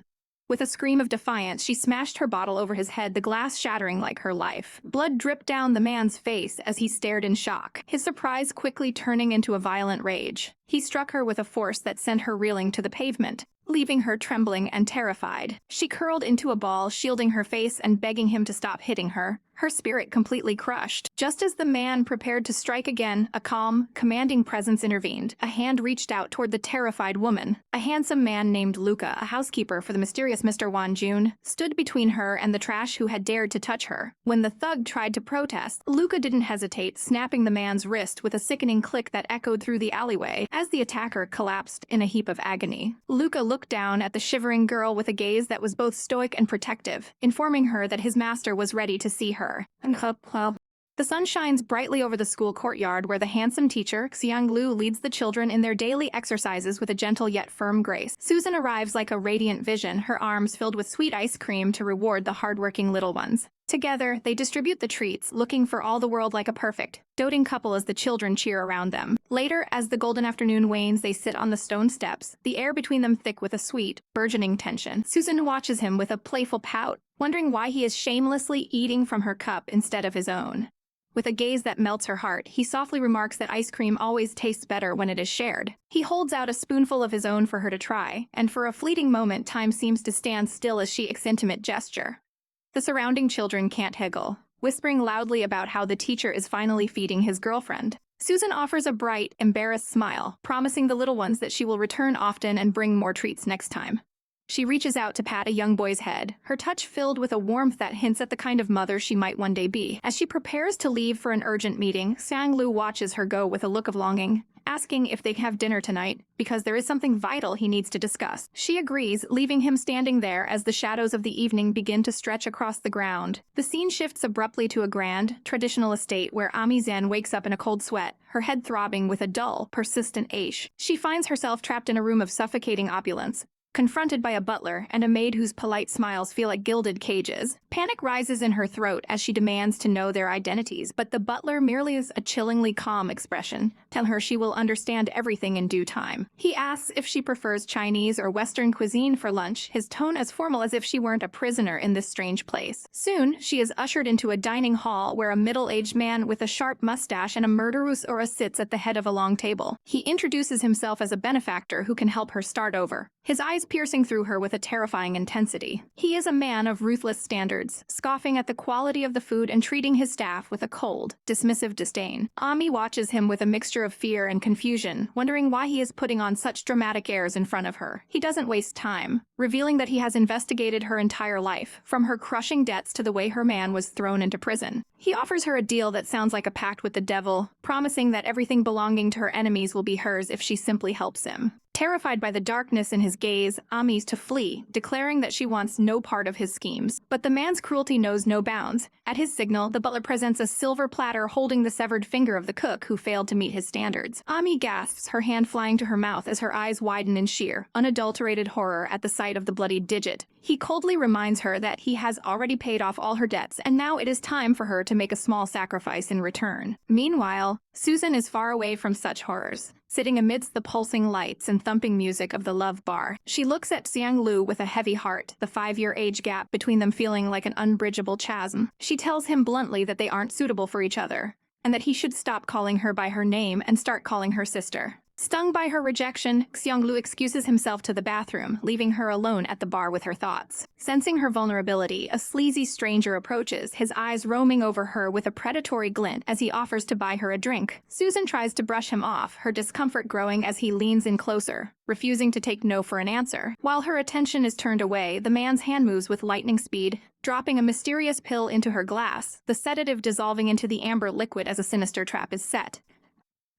Under the neon glare of the club, a man with an oily smile leaned in far too close, claiming he had been watching Susan for a long time and wondering if a lover's spat had left her so lonely. Revulsion flared within her as she jerked away, warning the wretched stranger not to dare lay a finger on her. The man held up his hands in a mock gesture of peace, suggesting they simply share a single drink before he vanished into the night. He tilted the bottle back with a predatory grin, then slid a glass toward her, insisting it was now her turn to show some spirit. Thinking it was the only way to rid herself of this nuisance, Susan drained the amber liquid in one defiant gulp, her eyes fixed on the exit. He praised her constitution with a hollow laugh, but she had no patience left, demanding he leave her presence immediately. Instead of retreating, the man's hand snaked out to grasp her waist, his touch sending a shiver of disgust down her spine. She hissed at him to back off or face the police, her eyes flashing with a final, desperate warning. But the world suddenly tilted, a heavy fog settling over her mind, as a terrifying dizziness took hold. Sensing her weakness, the predator moved in, feigning concern while his hands gripped her shoulders with suffocating pressure. She was trapped, her body failing her as he pulled her into a forced embrace. Even through the haze, she whimpered for him to let go, but her strength was gone, leaving her at his mercy. He whispered foul promises of taking her away, but his words were cut short by a bone-crushing blow as a familiar, murder-rusoha filled the room. Xiang Lu had arrived like god of vengeance, his fist meeting the creep's jaw with a satisfying crack. He stood over the pathetic heap, his voice a low growl of pure fury as he commanded the trash to get out of his sight. Shucking off his coat, he moved toward Susan with a gaze that had softened from iron to velvet. He wrapped her in his warmth, whispering that she was safe now and he was here for her. Without another word, he swept her into his arms in a protective princess carry, ignoring the chaos of the club as he stepped out into the cool night. They arrived at a silent, towering villa, the moonlight casting long shadows over the grand estate. He laid her gently upon the vast bed, his heart aching at the sight of her distress. Susan writhed against the sheets, her skin flushed a deep crimson as she gasped that she was burning up from the inside out. Xiang Lu's expression was tight with worry. He promised to fetch a cool towel and urged her to wait for him. He hurried from the room, his footsteps echoing in the silence as he raced to find relief for her. Left alone, the poison in her veins turned her blood to fire, leaving her lost in a feverish, shimmering dream. When he returned with ice, his breath hitched at the sight of her vulnerability, his own pulse quickening as he looked upon her. The silence between them was thick with unspoken tension,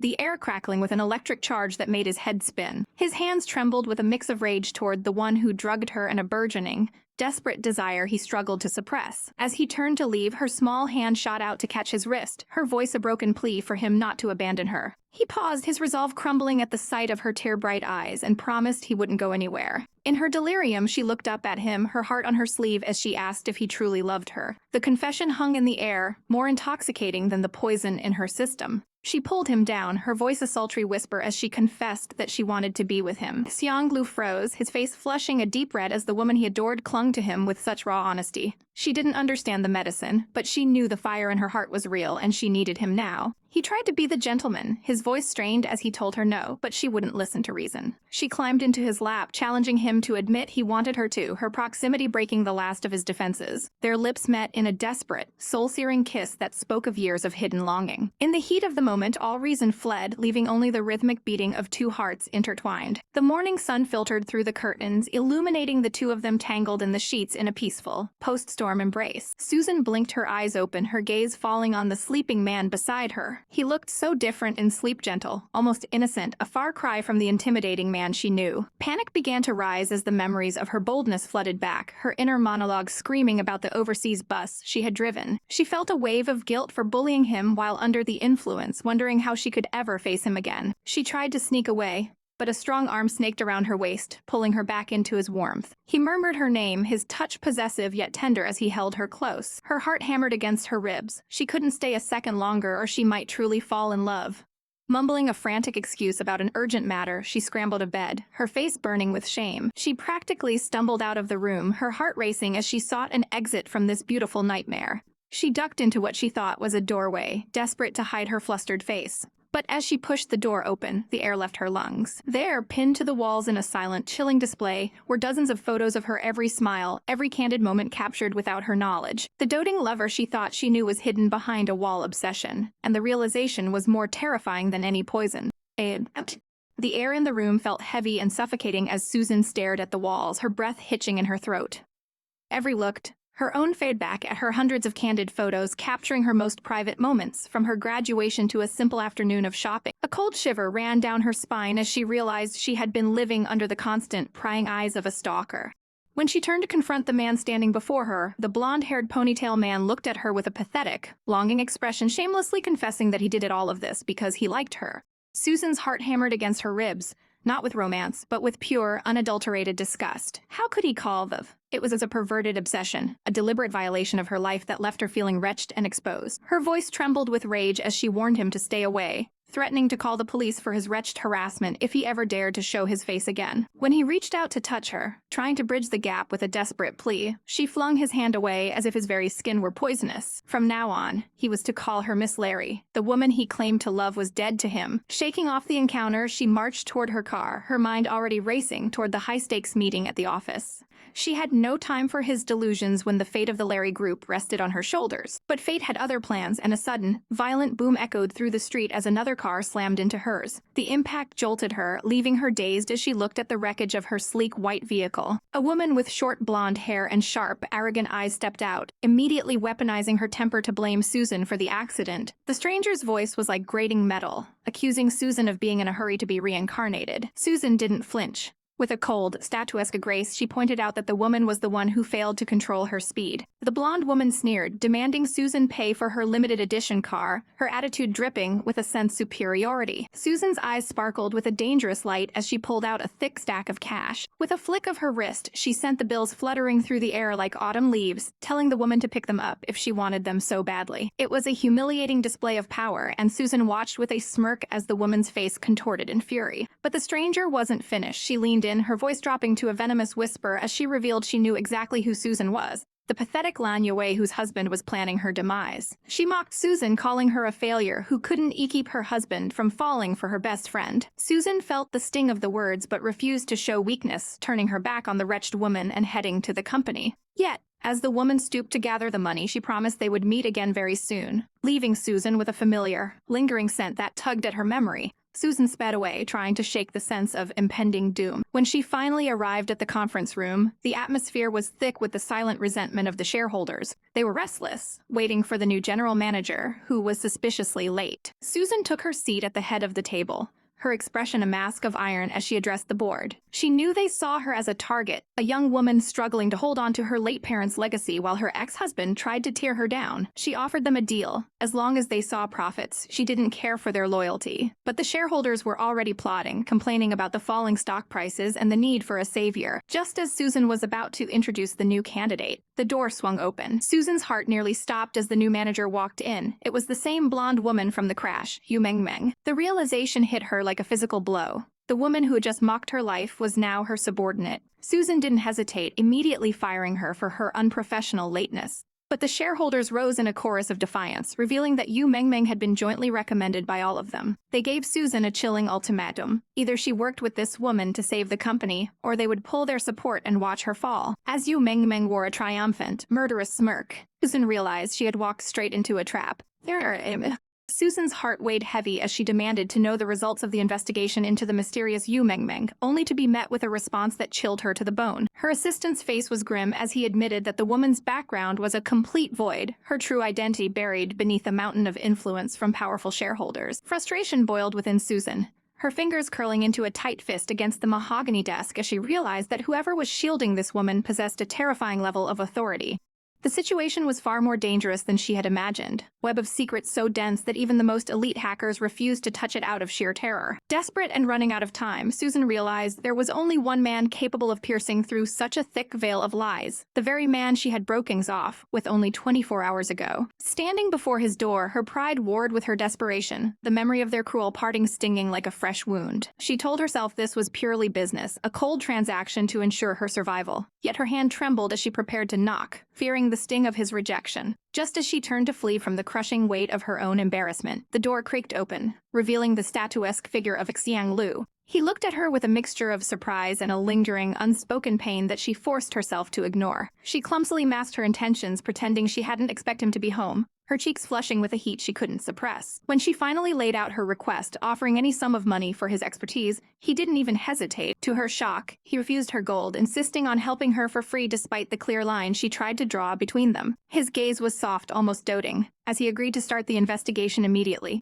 making her feel small and ungrateful. But as he turned, a sudden, sharp pain flared in his abdomen, and he clutched himself with a stifled groan. Even as his face turned pale and his strength waned, he focused only on her, questioning why she was dressed so lightly for the evening chill. He insisted her business was the only priority, masking his agony with a heroic, self-sacrificing smile that only made her heart ache more. They walked together, but every step seemed to cost him a piece of his soul, his body swaying under a suffocating pressure only he could feel. Then, the world shattered. Xiang Lu collapsed to the floor, his body convulsing as he coughed up a terrifying spray of crimson blood. Susan's scream tore through the silence, her eyes widening in absolute horror as she realized the man who had always been her shield was breaking right before her eyes. The sterile white halls of the hospital offered no comfort as the doctor delivered a crushing blow. Xiang Lu was suffering from severe malnutrition and chronic exhaustion, his body failing because he had neglected himself for far too long. As he lay there looking so fragile and pale against the white sheets, Susan felt a wave of guilt wash over her. How could she have so blind to his suffering while he was busy protecting her from the shadows? The doctor's scolding words felt like lashes against her skin, especially when she was reminded of the old gunshot wound on his shoulder, a permanent scar he earned while saving her life. She looked at the bandages, her heart breaking as she realized he had never stopped sacrificing himself for her sake. When he finally stirred, his first thought wasn't of his own pain, but of whether she had been by his side the whole time. Susan tried to maintain her cold facade, joking about the medical bills. But the distance in his voice when he promised to pay her back felt like a knife to her chest. She was drowning in a sea of regret, her internal monologue a chaotic mess of longing and fear as she realized she still cared for him more than she dared to admit. She tried to leave for a morning meeting, hoping to escape the suffocating emotions in the room, but he stopped her with a single, weak word. Even in his state, he was obsessed with her safety, demanding the name of the person she wanted him to investigate. Susan refused, her voice firm as she told him his life was worth more than any secret, yet he wouldn't let go. His hand clamped around her wrist, a desperate, silent plea for her to stay, to let him be her guardian one more time. She fought the urge to be soft-hearted, reminding herself of the secrets that had driven them apart, but their moment was violently interrupted. A sudden, deafening snap echoed through the room as a heavy object shattered the window, glass raining down like lethal diamonds. Without a second thought for his own injuries, Xiang Lu lunged forward, pulling her in his protective embrace and shielding her body with his own. As the dust settled, Susan's eyes fell upon a crumpled piece of paper that had been hurled into the room like a death warrant. She smoothed it out with trembling fingers, her blood running cold as she read the chilling message. She would be made to pay the price for her defiance. The war had officially begun, and the shadows were closing in. The atmosphere in the boardroom was stifling as Larry leaned forward, her sharp gaze fixed on the woman across the table. She demanded that General Manager Yu share her brilliant ideas for the new dock project, but the green-haired woman tried to shrink away, claiming she had only been with the company for a week.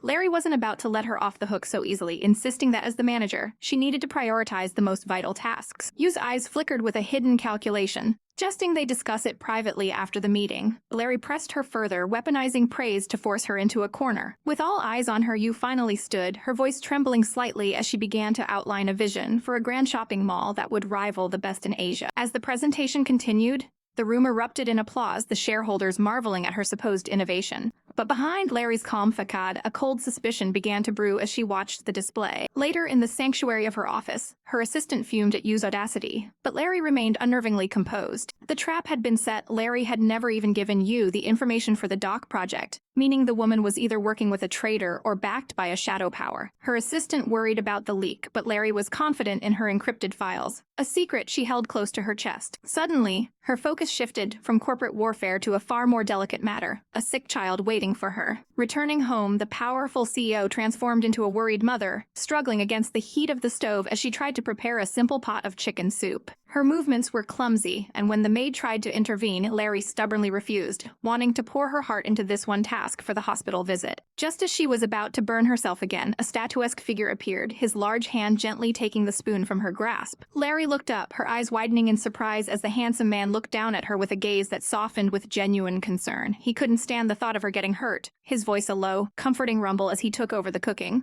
As they stood in the quiet kitchen, he confessed the dark roots of his stomach problems, tracing them back to the starvation he endured in an orphanage. Larry's heart tightened with a sudden, sharp guilt as she listened to his painful past. She wondered if his current pain was her fault, a result of the bitter quarrel they had shared. They shared a meal in a silence that felt strangely domestic, the soup finally tasting right under his care. Larry noted how naturally he made himself at home, but her phone buzzed with a notification that shattered the peace. The fish had finally taken the bait. Masking her excitement, she told him she had to return to the office, leaving him standing there with a look of lingering longing. Under the cover of night, she crept through the silent halls of the company, waiting for the thief to reveal themselves. The tension was palpable as the elevator chimed, and she cursed under her breath, her heart racing as she gripped the door handle. Inside her office, a masked intruder was already hunched over her laptop, his fingers flying across the keys. A lethal blade glinted on the desk, ready to be used if he were interrupted. He sensed a presence and moved toward the door, his hand reaching for the knob. Before Larry could make a move, a strong arm wrapped around her, a warm hand muffling her gasp as she was pulled into the shadows. It was him. He had followed her out of worry, his eyes narrowing as he watched the spy escape into the hallway. Larry was frustrated, lamenting that she had missed the chance to see the traitor's face, but his expression was grave. He didn't care about the spy, he only cared that she had almost been stabbed, his protective instinct flaring as he stood between her and the vanishing danger. Ritz. The doorbell's shrill chime shattered the silence as the two stood frozen, a sudden intrusion into their tense proximity. A shadow darted away, the rhythmic thud of retreating footsteps echoing through the hall as the mysterious figure checked his device one last time before vanishing. Desperation colored her voice as she screamed for the thief to stop, but the intruder didn't even flinch, sprint toward the exit with a calculated speed. Wait, she couldn't let him get away with her secrets like this. Her frantic command to stop hung uselessly in the air as the gap between them widened. With a final, taunting glance, the man slipped through the heavy doors, and the sickening click of a lock sealing them resonated with a finality that made her blood run cold. Her fingers clawed at the unyielding handle, but it was no use. The mechanical trap had been sprung with ruthless efficiency. Panic flickered in her amber eyes as she realized the cruel truth. The power had been cut from the outside, turning their only exit into an immovable wall of glass. Her companion's voice was like a bucket of ice water, explaining that these bulletproof German-engineered doors were designed for private banks, and without power, they were effectively entombed in this high-tech cage. She reached for her phone, a desperate lifeline to the police, only for the screen to flicker and die in her hand, a cruel twist of fate that left her breathless. The man sighed, his own phone abandoned in the car, leaving them utterly isolated under the vast, uncaring night sky. They stood on the rooftop, the cool breeze mocking their predicament as she lamented how her grand plan to catch a traitor had ended with her becoming a caged bird. He watched her, his gaze sharp and intimidating, asking if she had recognized the rat who had scurried away. It had to be Daniel, her assistant. The silhouette was unmistakable, a betrayal that stung more than the cold night air. She had seen it coming, secretly installing software to trap him. He touched her data, but she hadn't accounted for him being this bold. She looked up at him, a small, hopeful smile playing on her lips as she shamelessly fished for a compliment, asking if she was smart for planning ahead. But he wasn't impressed, bluntly calling her methods foolish and reckless, his cold logic piercing through her pride. Indignation flared in her chest as she poked his chest, demanding that he show his boss a little more respect instead of being so insufferable. Suddenly, a low, traitorous growl erupted from his stomach, breaking the heavy tension of the night. He reached into his pocket, his movements graceful as he held out a small, wrapped candy as if it were a precious treasure offered to a princess. In that moment, the moonlight softened his sharp features, making him look devastatingly handsome, and for a heartbeat, her heart pounded against her ribs. He urged her to eat it, his voice a low murmur, telling her he didn't want her dying on his watch in such a wretched place. She took the sweet, her mind racing with confusion, because she knew for a fact that this statuesque man normally despised snacks. When she pressed him on why he was carrying chocolate of all things, he simply looked away, claiming there was no reason at all while his ears tingled with a faint blush. But then his gaze returned to her, shimmering with an intensity that made her breath hitch as he asked if this small gesture meant he could start chasing her again. She bit into the chocolate, the sweetness cloying as she tried to hide her flushed face, warning him not to take advantage of their dire situation like a common thief. Yet, the way he looked at her so earnest and focused sent a shiver down her spine that had nothing to do with the cold. Why was he looking at her like she was the only thing that mattered in this world? Her heart hammered a frantic rhythm of guilt and longing that she couldn't explain, his presence suddenly feeling suffocatingly close. They stood in the silver light, the city lights twinkling in the distance as the world fell away until it was just the two of them. She demanded to know why he was following her, why he wouldn't just back down no matter how many times she pushed him away. He hesitated, the shadow of a painful memory crossing his handsome face, his eyes clouding with an old sorrow. He asked if she truly wanted to know the darkness behind his persistence, the long story he had kept buried for years. She didn't want any more secrets, she wanted the truth from her man, no matter how much it hurt. He sighed, the sound heavy with the weight of a decade, and began to weave a tale of a long-forgotten injustice. It started 10 years ago, under a sky just as vast but far less kind. A young boy in a sterile school hallway, his voice cracking with desperation as he screamed that he was innocent, that he hadn't stolen a single thing. But the world was cruel to those without a voice. Two bullies stood by with arrogant smirks, having framed him by planting a toy under his pillow to see him fall. The principal's voice boomed like a hammer, demanding silence and order over actual justice. He didn't care about the truth, only that the conflict ended, telling the boy to shake hands and make peace with his tormentors as if his feelings meant nothing.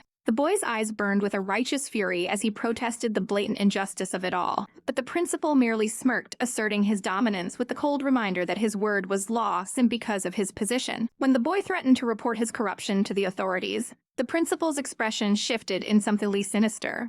The boy tried to flee the suffocating room, but the man's command to stop was like an invisible chain pulling him back into the darkness. The principal loomed over him, a mountain of adult cruelty, sneering that the boy clearly didn't understand how the world truly worked. With a final, chilling look of disdain, the man turned and walked away, leaving a child to face the shadows alone. The heavy door slammed shut with a deafening bang, the sound echoing like the end of hope. The young boy stared at the locked wood, his world suddenly shrinking into a dark, terrifying cell of isolation. He stood there, trembling and alone, as the shadows of the room swallowed him whole, planting a seed of coldness that would grow for years. Even now, that same haunted look flickered in his eyes, a secret pain finally shared with the only person who could possibly heal it. The orphanage was a place where favor was bought with obedience, a cruel hierarchy where the president rewarded his favorites with extra drumsticks while others were left with nothing. For those who dared to show even a spark of defiance, there was only the suffocating pressure of his cold, judgmental gaze. The boy stood there, face bruised and spirit battered, to listen to a lecture on how he needed to control his mouth if he ever hoped to survive in this den of wolves.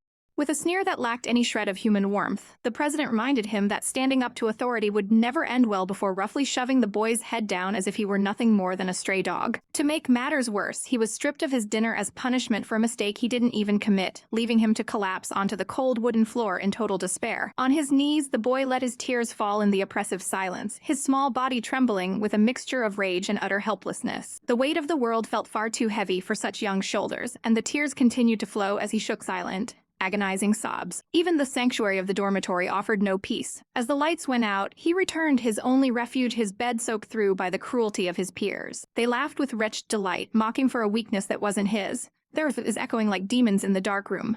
When he demanded to know who had watered his bed, his eyes blazed with a desperate anger. But the bullies only crossed their arms, their smirks widening as they claimed he had simply peed himself like a pathetic infant. They pinned his arms back, relishing the sight of his struggle and the tears of frustration that threatened to spill over. He screamed out, demanding to know why they were doing this, only to be told that they simply wanted to see his embarrassment.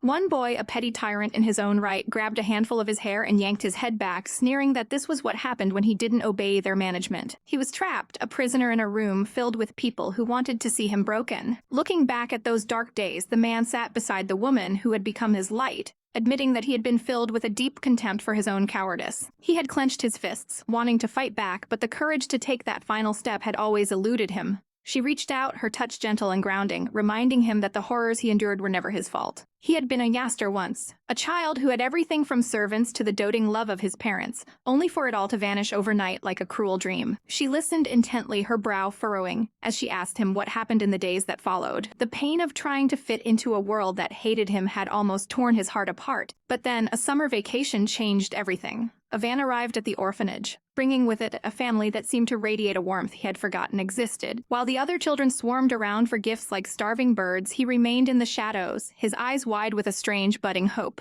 That was when he saw her, a young girl with hair as red as a sunset, looking like a princess from a fairy tale. His heart skipped a beat, a blush creeping onto his cheeks at the mere sight of her dazzling presence. While the others fought over boxes, he sat alone on the stone steps, burying his nose in a book to hide his loneliness. She approached him, her voice like a melody as she asked why he wasn't joining the chaos to claim a present. He didn't want it, he told her, because anything he took would only be stolen by the others in the end. Intrigued, she sat down beside him, her eyes widening when she saw the title of his book, Thus Spoke Zarathustra. She couldn't believe a child was reading something so complex, but he simply replied that he thought it was kind of fun. He looked up at her, his curiosity piqued as he wondered which specific sentence had captured her heart. With a knowing smile, she shared her favorite line, her voice dropping to a whisper as she spoke of the tree that must send its roots into the dark and evil depths to reach the height of the light. To get the sunshine, one had to absorb the nutrients from the underground, she explained, her gaze piercing his soul as she told him that what didn't kill him would only make him stronger. He listened, mesmerized, nodding his silent agreement as a new fire began to burn within him. She laughed then, a bright and cheerful sound,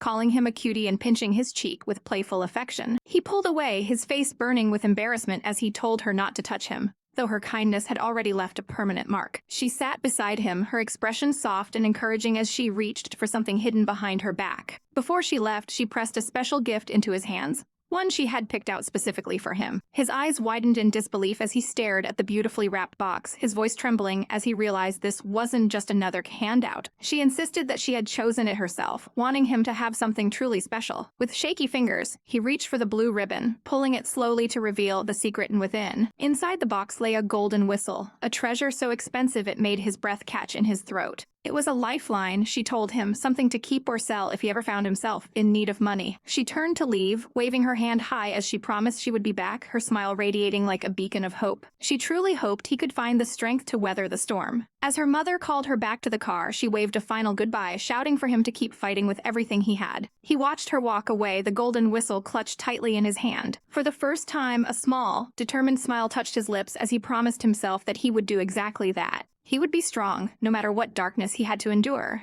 The silver moon hung high in the velvet sky, a silent witness to a love that transcended mere words. Bathed in the ethereal glow, Susan leaned against the man who had become her world. As he whispered that she was far more than just a fleeting romance to her. She was his entire world, a new life beginning under the starlight. But the serenity of the night was short-lived, replaced by the cold, glass facade of the corporate world as dawn broke over the city and the towering office building loomed like a monolith. Stepping into the lobby, the atmosphere was thick with a different kind of tension, one that smelled of coffee and brewing scandals. An employee scrambled to offer a desperate, bowing apology for his tardiness, his voice trembling with fear. The manager approached with a look of feigned concern, questioning why she hadn't reached out for help the night before, suggesting she wouldn't have been stuck if he had brought her home. Susan remained a pillar of icy grace, her arms crossed as she dismissed his worries with a sharp edge to her voice, noting that her phone had simply died, and there was no need for his self-blame. Beside her stood Xiang Lu, his statuesque presence a silent threat to any who dared cross her. He had shamelessly that he had been staying at her home, a self-appointed guardian who secretly followed her because he was terrified of any accident befalling her. The office vipers immediately began to hiss, their whispers filled with venom as they gossiped about her recent divorce and the suspiciously young, handsome man at her side. if this was with some scandalous sibling love or something far more illicit. Susan's patience snapped, her eyes flashing with a murderous aura as she ordered the wretched crowd back to their work, her voice cutting through their mindless chatter. But the peace was shattered by the arrival of a woman with a smirk as sharp as a razor, mockingly asking if Susan had a busy night since she looked so haggard. Susan didn't miss a beat, her lips curling into a cold smile as she retorted that even layers of thick foundation couldn't hide the rot and exhaustion on the rival's own face.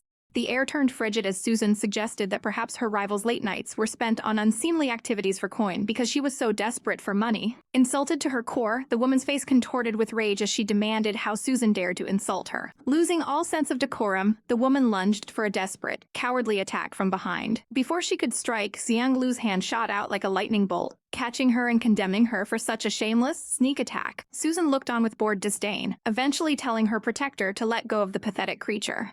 The woman spat out accusations, calling him a little lover and threatening to unravel Susan's every secret, even bringing up her incarcerated ex-husband and how this boy had supposedly helped her. As the rival stormed off, a seed of doubt began to sprout in Susan's mind as she watched her retreat. She turned down the manager's offer to accompany her, choosing instead to walk the sun-drenched streets with only Xiang Lu by her side. He tried to soothe her nerves, dismissing the threats as empty bluster from someone just trying to blow off steam. But Susan knew better. She looked at him with a heavy heart, revealing her dark suspicion that the woman was actually Ami Zen in a new, surgically altered skin. She showed him a photograph of a past life, two girls smiling before greed tore them apart, pointing out the woman on the right who had changed her face to get revenge. If Ami's assets had been seized by the court, how could she afford such an expensive, godlike transformation? The conclusion was chilling. There was a powerful shadow looming behind her, a puppet master pulling the strings of this wretched girl. Xiang Lu offered a comforting touch, promising to root out the traitor who had stolen her data and find the truth. Susan decided to set a trap, handing over a folder of confidential architectural designs for a major dock project to her manager,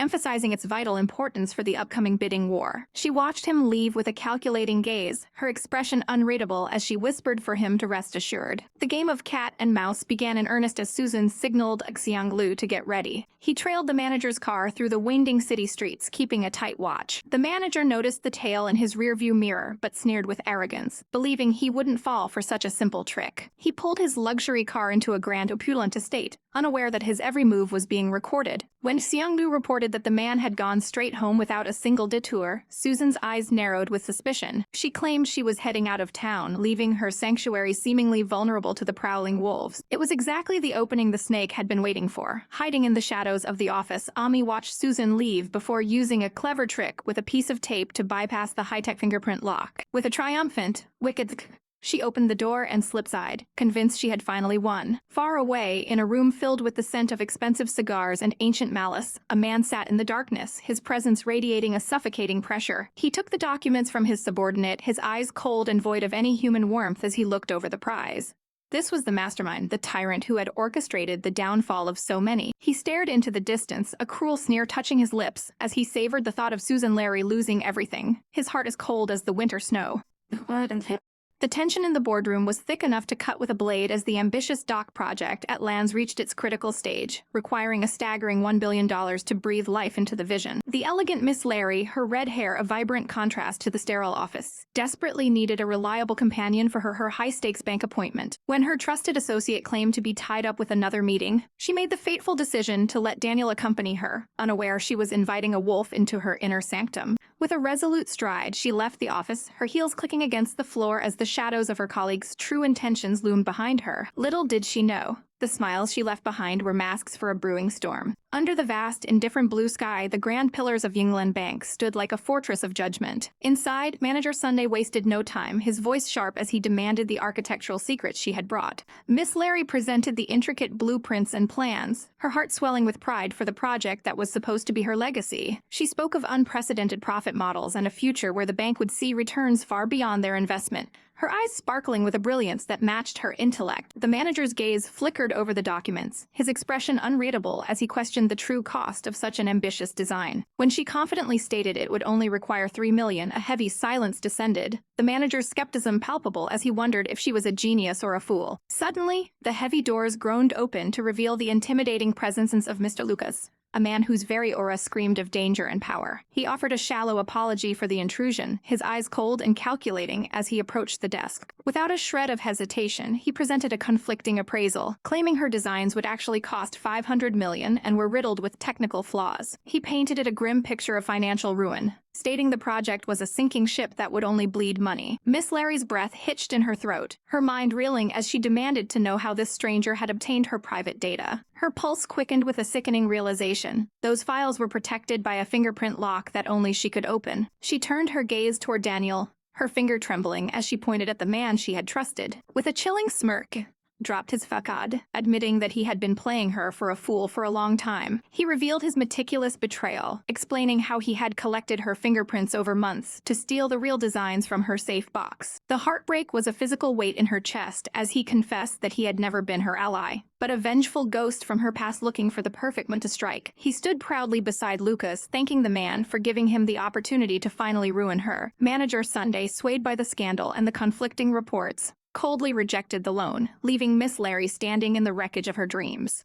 But as the traitors savored their victory, a subtle, dangerous curve touched her lips. She feigned a moment of realization. She must have brought the wrong file, and that the real plans were still at home, causing Daniel's smug expression to falter. With a triumphant glint in her eyes, she revealed the ultimate gambit. The design she had just shown the bank was the genuine one, while the one Daniel had spent months stealing was a carefully crafted decoy. Just as the trap closed around them, her true loyalist arrived with the actual backup information, proving her foresight was leagues beyond her enemies. She demanded the manager reevaluate her proposal, her voice dripping with mock sweetness as she asked the stunned Lucas for his expert advice. She extended her hand in a gesture of hollow politeness, watching as the statuesque man's composure began to crumble. Lucas realized he had been lured into a den of lions, his frustration boiling over as he prepared to make a hasty exit. She wouldn't let him escape so easily, stopping in his tracks to demand why he was so obsessed with destroying her company and what hidden master he truly served. Their eyes met in a silent, deadly clash. That this was only the beginning of a long and bloody war. As Lucas stormed away, the pathetic Daniel clung to his coat, begging for the payment he thought he had earned. With a look of utter disgust, Lucas delivered a punishing kick, sending the traitor sprawling across the floor like the trash he was. Miss Larry looked down at her former friend with eyes colder than ice, informing him that he would be facing the full weight of the law for his crimes. However, the cycle of violence didn't end there. In a dark, suffocating room, Lucas found himself on the receiving end of a different kind of justice, chained and beaten for his failure.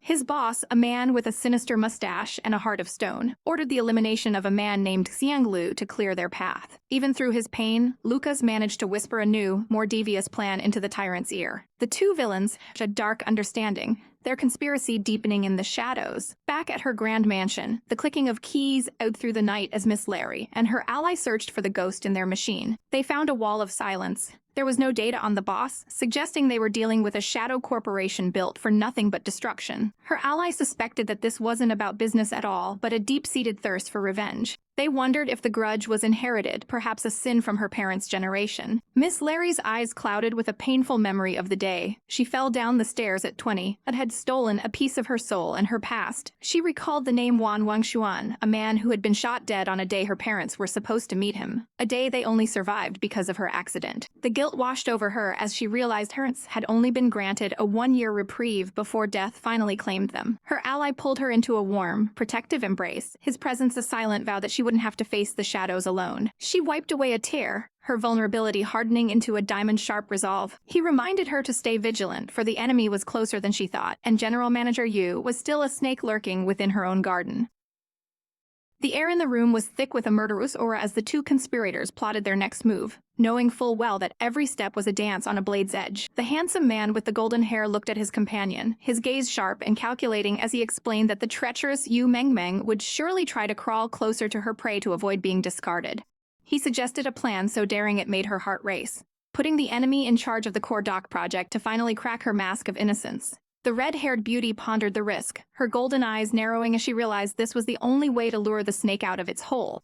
But as the weight of the situation settled, she understood the stakes were higher than ever. A single misstep would mean the bankruptcy of her parents' lifelong legacy, a fate she would never allow. She couldn't let those wretched people win, her fists clenching with a resolve that burned brighter than her crimson hair. Meanwhile, in a dark corner of the city, the villainess herself trembled with a suffocating pressure. her eyes wide with fear as she realized her accomplice was behind bars and could betray her at any moment. Her silver-haired benefactor remained statuesque and cold, dismissively stating that he had everything under control, and that their pawn would know exactly what to say. He predicted with a chilling smirk that she would soon be offered the dock project, a trap disguised as a gift that she must accept without hesitation. Despite her trembling hands and the flicker of doubt in her gaze, he commanded her to dedicate herself to the project using the most expensive materials possible. It was a wicked game of financial ruin. By ballooning the costs, they would tie up the enemy's cash flow until they were pushed to the very brink of bankruptcy. The blonde woman's expression shifted from terror to a dark, greedy delight as she realized the brilliance of the scheme. The battle lines were officially drawn, a silent war of wits where only the most ruthless would survive. Back at the office, the red-haired protagonist stood tall, her presence commanding as she officially the reins of the project over to her rival, a sweet smile masking her true intentions. Yu Mengmeng accepted with a performance worthy of an actress, her eyes sparkling with a false gratitude that made the air feel stagnant. The meeting ended, but the real hunt was just beginning as Mengmeng approached with a feigned apology, inviting her prey to a dinner that was surely laced with ulterior motives. Accepting the invitation was a gamble, but it was the perfect opportunity to see if this woman was truly the long-lost Gen Ami. As they sat in the opulent restaurant, the red-haired beauty decided to weaponize the menu,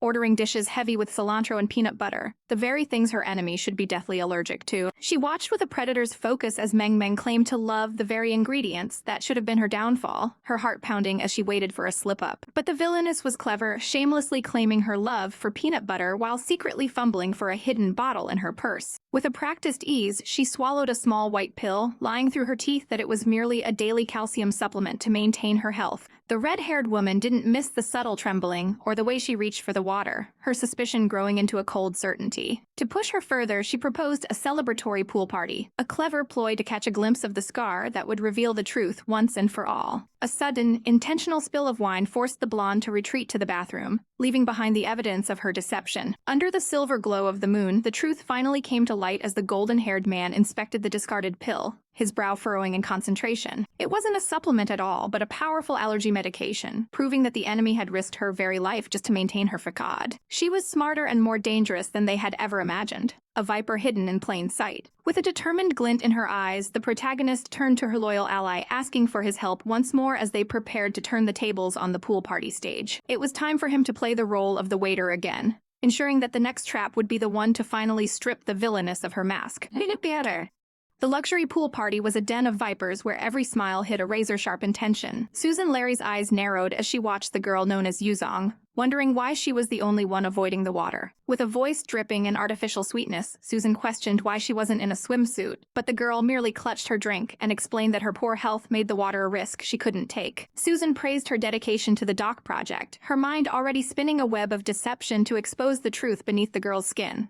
She warned her to pay attention to her health, a predatory glimmer in her eyes, just as a clumsy waiter suddenly collided with them. The impact sent a golden cocktail splashing across the girl's white shirt, staining the fabric in an instant. The girl apologized profusely for the mess, her hands trembling in a display of calculated clumsiness. Seizing the moment, Susan suggested she go change and even offered some spare clothes she had conveniently brought along. As the girl agreed and headed toward the changing room, Susan's heart pounded with the thrill of the hunt. She knew the bathroom was equipped with high-definition lenses that would finally reveal scars on the girl's back and prove her true identity as Zen Ami. But just as the trap was about to spring, Susan's phone buzzed with a frantic energy. It was Xiang Lu, his voice cracking with panic as he told her to abort the plan and stay far away from Yu Mengmeng. Susan was stunned, but the warning came too late as he explained that his team was being hunted and the entire situation was a trap. The man who had bumped into the girl wasn't their operative. The real Xiang Lu had been knocked out and locked away. Lucas had turned the tables on them, and Susan realized with a jolt of terror that they were being warned to back off. High above the fray, a shadow watched the panic fold, a cold smile touching lips that knew no mercy as he prepared to beat them at their own game. Inside the bathroom, the girl stood before the mirror and spotted the hidden camera, a chillingly beautiful smile crossing her face as she realized Susan's desperate play. She wasn't a victim. She was the one pulling the strings, and she quickly contacted Lucas to report that Susan was indeed trying to steal the medicine and expose her. The girl decided decided it was time to give them a wake-up call they would never forget. She mocked Susan's predictable failure in her mind, her eyes cold as she prepared her next move. With a swift motion, she tucked a secret device into her pocket, her movements precise and lethal. She emerged in a new pink dress, feigning confusion as she searched for her host, when the sudden scream of a fire alarm shattered the evening. Panic erupted as guessed the supposed flames, and in the chaos, a man in a waiter's mask grabbed her arm. He demanded to know if she had the goods, his voice low and urgent. He quickly explained that the fire was a fake, a diversion Susan had triggered to catch her, and he asked again if she had retrieved the chip. She confirmed she had it, pressing the small object into his hand as a silent pact was sealed. He gave her the final instructions for the upcoming contract meeting, but the guards were closing in and they had spoken for too long. He told her she needed to cover his escape, and when she asked how, he delivered a brutal punch to her eye that sent her reeling.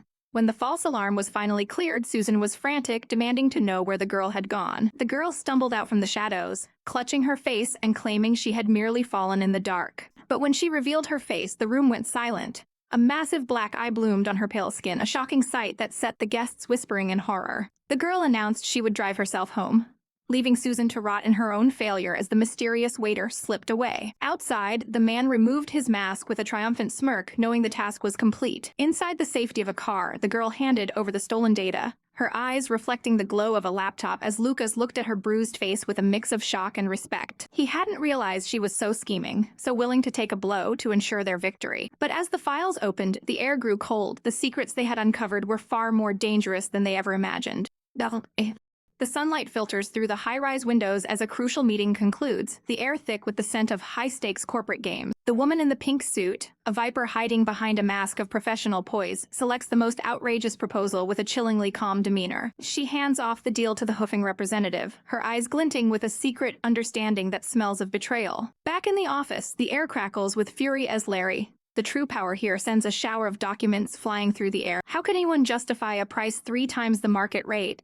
Larry's voice is sharp enough to draw blood, but the imposter merely smiles, wrapping herself in the lie that this is for the long-term benefit of the project. Larry's heart sinks as she looks at the staggering $100 million loss, while the wretched creature across from her hides a triumphant smirk. The imposter maintains her facade of selflessness, forcing Larry to call for a full board meeting to settle the matter once and for all. As the imposter prepares to leave, a sense of arrogance dripping from her lips. Larry reaches out. Wait, she calls out, her hand landing softly on the other woman's shoulder. With a sudden shift to a doting, apologetic tone, Larry claims she was just stressed and offers to fix the woman's disheveled hair. It's a calculated move. As her fingers brush against the woman's skin, Larry's keen eyes search for the one thing that will prove her suspicions. As the imposter walks away, Larry's expression shifts from concerned friend to a huntress who has finally cornered her prey. Speeding away in a car, Larry stares at the screen, her breath hitching in her throat, as she realizes the scar that should have been there is gone. It was all a lie. Beside her, the handsome and sharp-eyed Lucas confirms her fears, noting that no surgery on Earth could leave a skin so perfectly unmarked. The realization hits like a physical blow. The woman is a fake, a plant designed to ruin them. Larry reaches into her bag, pulling out a hidden device she managed to secure during their brief, tense encounter. She holds the small silver pill in her palm, the key to unraveling the entire conspiracy. Lucas takes the device, his face a mask of cold determination as he realizes the sheer scale of the danger they are in. This was a risky gamble, but the reward is finally within reach. They need one final, undeniable proof to expose her, and Larry remembers the hair she kept as evidence from past betrayal. A DNA comparison will be the final nail in the imposter's coffin.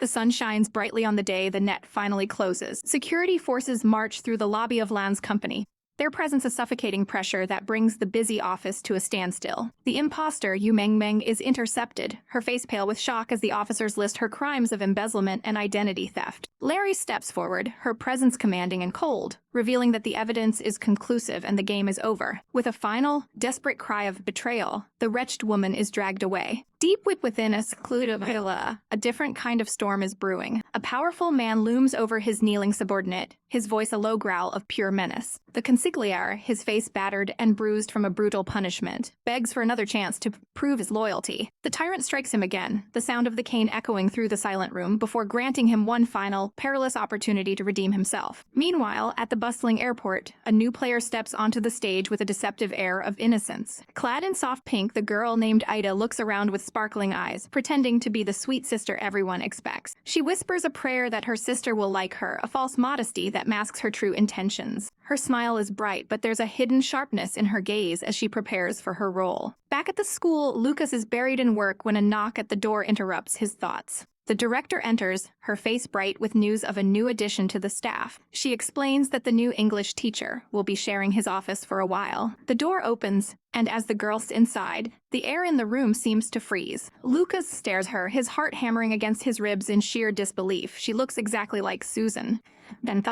Susan was enjoying a moment of quiet reflection until a mysterious invitation shattered her peace. The maid spoke of a gentleman and his lady requesting her presence, a gesture Susan found strangely retro and perhaps a bit suspicious. Her heart nearly stopped when she pulled a photograph from the envelope. Staring at the faces of her mother and father, how could these people have such a thing? The meeting was set for Sunday at the Tangchen residence, and a heavy sense of dread settled in her gut as she wondered if there's a trap or a long-lost connection. Meanwhile, Xiang Lu found himself trapped in a suffocatingly awkward task, showing a new teacher around the school grounds simply because the director ordered it. He couldn't help the nervous flutter in his chest, plagued by the fact that this stranger bore a haunting resemblance to the woman who owned his heart. The woman prattled on about her decade in England, and how much the scenery had changed since her youth, eventually asking if his own parents were living abroad. When she teased him about his intense gaze, he admitted with a heavy sigh that she simply looked like a dear friend of his. The teacher's eyes sparkled with a flirtatious mischief as she asked if this friend was a girlfriend, and Xiang Lu could only mutter that she wasn't quite that, at least not yet. She boldly pointed to his heart, claiming that since she shared a face with his beloved, he'd surely be more favorable toward her in the future. Xiang Lu backed away, unsettled by her forwardness and the shameless way she used her resemblance as a weapon. She continued to skip along, chirping about the retro architecture of the campus, leaving him to marvel at how two people could look identical yet possess such polar opposite personalities. Suddenly, she spotted a blue bird and pointed excitedly toward the trees, but her heels caught on the pavement, sending her tumbling right into his waiting arms. As he caught her by the waist to prevent a fall, their eyes locked in a moment that felt far too intimate for comfort. From the shadows, Susan watched the scene unfold, her heart shattering as she witnessed what looked like a passionate embrace between the man she trusted and a stranger.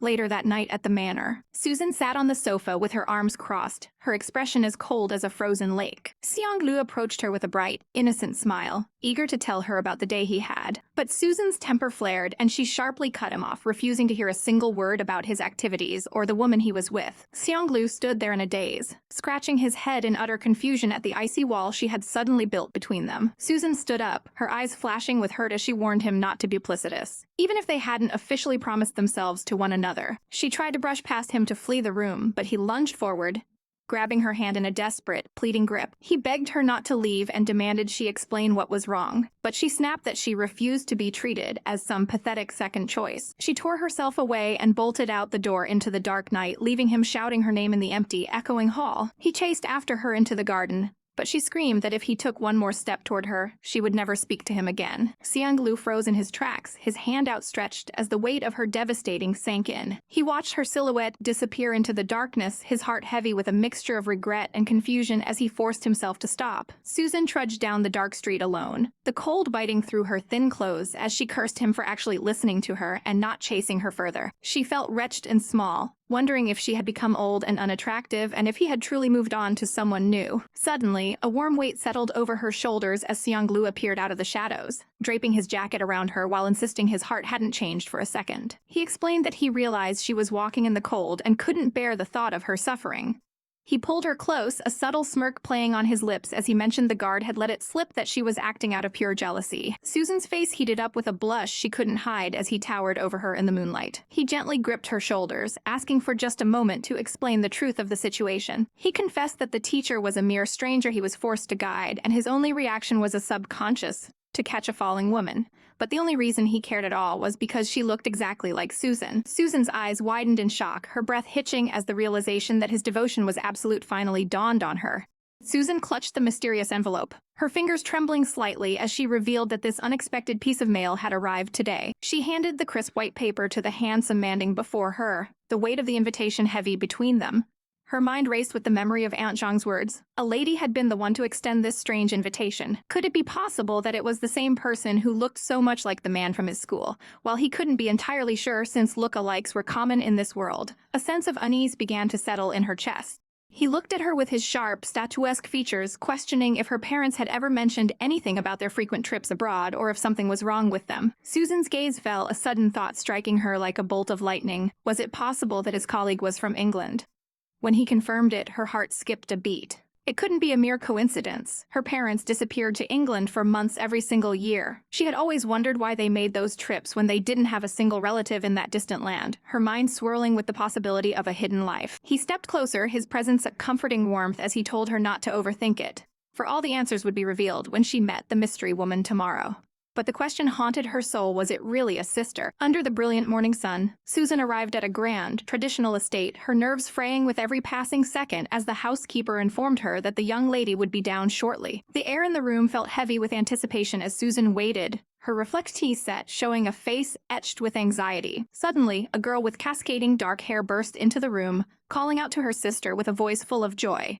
Susan's breath hitched. The girl was a mirror image of herself, a reflection from a life she never knew existed. The stranger threw her arms around Susan in a suffocatingly tight embrace, sobbing about how much had missed her and how long she had waited for this moment. Susan stood frozen, the word sister feeling strange and heavy on her tongue as she tried to process this sudden explosion of affection.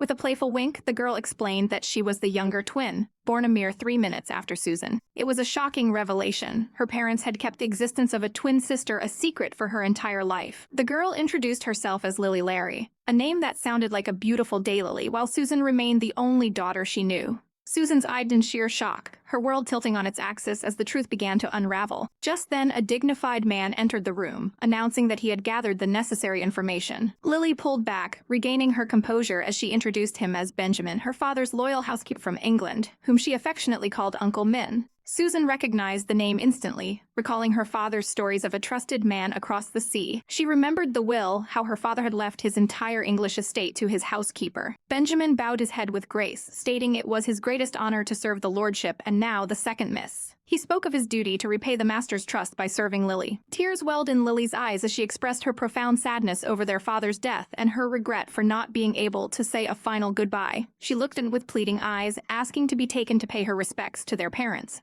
Susan's heart softened, and she promised that they would go together. But curiosity burned within her. Why had Lily been hidden away for so long? Lily looked away, her expression clouded with a dark history. She claimed that their parents were only trying to protect Susan from a wretched fate. Susan was confused. What kind of protection required such a cruel separation? Lily asked if she knew the reason for her exile to England the moment she was born. It was because Susan had been chosen as the sole heir to the Larry family, while Lily was cast aside as an abandoned soul. Susan couldn't understand why being a twin mattered so much in terms of inheritance. Lily sighed, explaining that there were dark, horrific battles for power that Susan had been shielded from. She stood up, her voice trembling, as she spoke of an ancient, blood-soaked family rule. Their great-grandfather had fought his own twin for the family property, and before he died, he cursed the lineage. If twins were ever born again, one must be drowned. Susan gasped, the sheer cruelty of the rule making her blood run cold. It was an outrageous, barbaric tradition. Lily whispered that she was the one destined for the water, the one who was supposed to die. Their parents couldn't bear to kill her, so they faked her death and sent her to England, making her a ghost in her own family. Susan's heart broke for the suffering her sister had endured in silence. Lily explained how their parents would visit her in secret, trying to bridge the gap of a life stolen. But Susan wondered why the secrecy had finally ended. Lily revealed the bitter truth. She had been robbed of everything she owned in England and had no choice but to return. Her voice was thick with emotion as she spoke of her desperation. She vowed to fight back and reclaim their parents' hard work, or she wouldn't deserve the name Larry. She handed Susan a document, and Susan's eyes narrowed as she saw a familiar name, Luca. Lily confirmed that Luca was the villain who had sold their inheritance for a pittance and seized control of the company. He had left her with nothing but a house, a calculated move to ruin her. Susan's fury ignited. What right did he have to treat her family this way? Lily declared him their common enemy and asked Susan to join her in this battle for revenge. Susan didn't hesitate, inviting her sister to come back to their true home. Lily repeated the word home, her voice trembling, as if it were a dream she feared would vanish. Susan reached out, gently pinching Lily's nose in a doting gesture, promising to take care of her. Lily's eyes brimmed with tears, the warmth of a family's love finally reaching her cold palace of exile. They shared a tearful embrace, two halves of a whole finally reunited against the world. Meanwhile, at a luxurious mansion, the blonde man arrived, ringing the doorbell with a heart full of questions about Susan. When the door opened, he was stunned to see a woman who looked exactly like her. though he was surprised to find Miss Ada standing there instead. He stared in disbelief, his mind reeling from the impossible resemblance. He questioned if what she had said before was truly the reality. The girl smirked, her gaze sharp and dangerous, as she noted that she looked quite a bit like his dear friend. Her sister, didn't she? Within the grand, echoing halls of the manor, a tense encounter unfolded as Ada stood beside the elegant Susan, her eyes widening in feigned surprise at the sight of the handsome visitor. Xiang Lu, a man of statuesque beauty and a presence that commanded the room, explained that he had arrived simply to escort Susan to her workplace, though his cold gaze seemed to pierce through the air. Ada, ever the curious shadow, couldn't help but probe, her voice laced with a sugary innocence as she asked if this godlike man was her sister's boyfriend. Susan hesitated, her gaze flickering with a complex mix of emotions as she looked at her supposed sibling, the air between them thick with unspoken words. With a firm yet slightly strained tone, Susan clarified the boundaries of their relationship, insisting they were nothing more than friends. But Ada wasn't about to let this opportunity slip away. As Susan prepared to head to the docks alone, Ida reached out with a desperate grip, clutching Xiang Lu's sleeve with a practiced vulnerability. She pleaded for a ride, her words a frantic rush as she claimed she had an urgent class to attend and couldn't possibly be late. Susan, perhaps blinded by a sense of duty or pity, encouraged her to get dressed, leaving Xiang Lu to watch the girl's retreating figure with a growing sense of unease. He turned to Susan, his sharp eyes narrowing as he questioned the true nature of their sisterly bond, sensing a discord he couldn't quite name. Susan sighed, her voice heavy with a protective wariness, as she asked him to look after Ida, claiming the girl had suffered much while living alone abroad and needed a gentle hand. Yet, as he stood in the silence of the hallway, a murderous aura of suspicion began to cloud his thoughts. Something about this story didn't sit right with him. He resolved that he must send a reliable contact to England to peel back the layers of this mystery and find the truth. Suddenly, Ida reappeared, now adorned in a vibrant yellow dress, and practically dragged him away, chirping a fear of being late while Susan waved them off from the threshold. Behind them, Susan's mind was elsewhere, her thoughts consumed by her own past as she questioned Aunt Zheng about the location or birth certificate, hoping to find answers in her study. As they sped through the city in his sleek sports car, the atmosphere was suffocatingly quiet until Ada broke the silence, her nose buried in a copy of Nietzsche. She spoke of the philosophy with an air of sophisticated longing, capturing his attention as she asked if he too shared an interest in such profound works. When she quoted a line about how a man's roots must struggle into the darkness and evil to reach the height of the light, a chill ran down Xiang Lu's spine. The world seemed to stop as he slammed on the brakes, the tires screaming against the asphalt in a sharp, jarring crack of sound. His heart hammered against his ribs as he turned to her, his voice a low, dangerous rumble as he asked if she had ever visited an orphanage in her youth. Ada blinked, her expression a mask of perfect recollection, as she claimed she had followed her parents there years ago during high school. She even recalled a lonely little boy who had been reading that very same book, her words acting as a key to a locked door in his mind. Xiang Lu felt as though the earth had shifted beneath him. Could it truly be her, the one from his past that he had never forgotten? The revelation left him reeling, his mind a whirlwind of confusion and burgeoning hope as he looked at her with new eyes.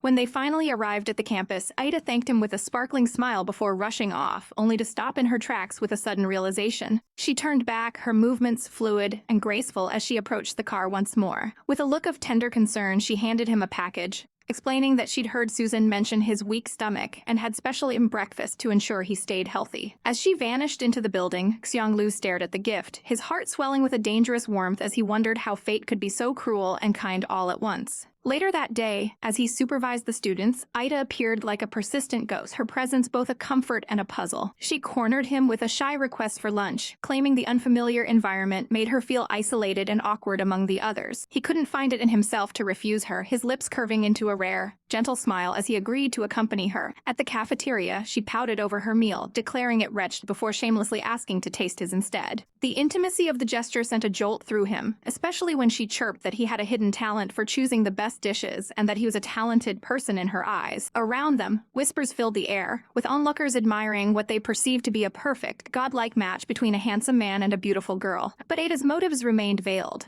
She began for information about Susan, her eyes wide with a false sense of sisterly devotion. When he suggested she ask Susan herself, she played the part of the doting sister to perfection, claiming she wanted to surprise her with things she truly loved but lacked the knowledge to do so. Helpless against her persistent charm and pleading gaze, Xiang Lu began to list Susan's most intimate preferences: her love for spicy food, her obsession with matcha cake, and even her sensitivity to the biting cold. Just as the conversation deepened, a sudden crash shattered the moment as a clumsy waiter collided with Ada, sending a drink cascading over her dress. She cried out in distress, her eyes welling with tears as she lamented her ruined outfit and her upcoming classes. Xiang Lu's protective instincts flared instantly. He couldn't bear to see her in such a state of vulnerability. Placing a firm, reassuring hand on her shoulder, he told her not to worry, for he would drive her back himself to change into something new. As he led her away from the crowded room, his mind was a battlefield of suspicion and growing affection. Unaware of the intricate web being spun around his heart by the girl he thought was his past. The sun dipped low over the sprawling estate as Lily finally returned home, her heart heavy with the secrets the day and the weight of her hidden identity. Inside, her sister Vivi had prepared a lavish spread of all her favorite dishes, a doting gesture that felt both warm and slightly suffocating in its perfection. As they sat to eat, Vivi's sharp eyes caught sight of a man's jacket draped carelessly over a chair, a garment that clearly belonged to the enigmatic Xiang Lu. Lily explained with a soft blush that she had suffered a minor accident and the gentleman had been kind enough to lend her his coat. But Vivi's internal alarm bells began to chime with a low, jealous hum or why that man was always hovering around. The conversation shifted to the somber topic of visiting their parents' graves, a request that made Vivi's expression flicker with an unreadable, distant shadow. She eventually agreed to go this weekend, but then pivoted the conversation toward the family's future, insisting that Lily meet the powerful elders of their group to secure her position. Lily's blood ran cold as she reminded her sister that in the eyes of the world, she was supposed to be dead, and the mere thought of resurfacing for a power struggle is absolutely terrifying. Vivi remained undeterred, her flashing with a cold authority as she declared they would break away from the ignorant traditions of the past, and that no one would dare sway her decision. Sensing Lily's growing distress, Vivi's stern mask softened just enough to tell her to stop talking and simply trust her sister's lead. They reached out across the table, their hands clasping in a silent pact of sisterly loyalty that seemed to be the only anchor Lily had left in this treacherous world. A desperate, tearful hug followed, Lily clinging to her sister, while a sense of foreboding lingered in the air like a thick fog. Seeking a moment of peace the next day, Lily headed to the sports office, only to be startled when Xiang Lu himself appeared, a carefully packed lunch bag in his hand. She looked up at him with wide, innocent eyes, admitting she had completely forgotten to eat in her state of emotional turmoil. He stepped closer, his statuesque frame staying a long shadow as his gaze searched her face with an intensity that made her heart pound, asking if she had been crying again. She tried to play it off as a minor squabble with her sister, but he wasn't easily fooled, insisting with a quiet, doting pressure that she eat while the food was still warm. As he handed over the bag, his touch was steady and grounding, a silent promise of protection that Lily so desperately needed. She confessed that Vivi was pressuring her to meet relatives she had never known,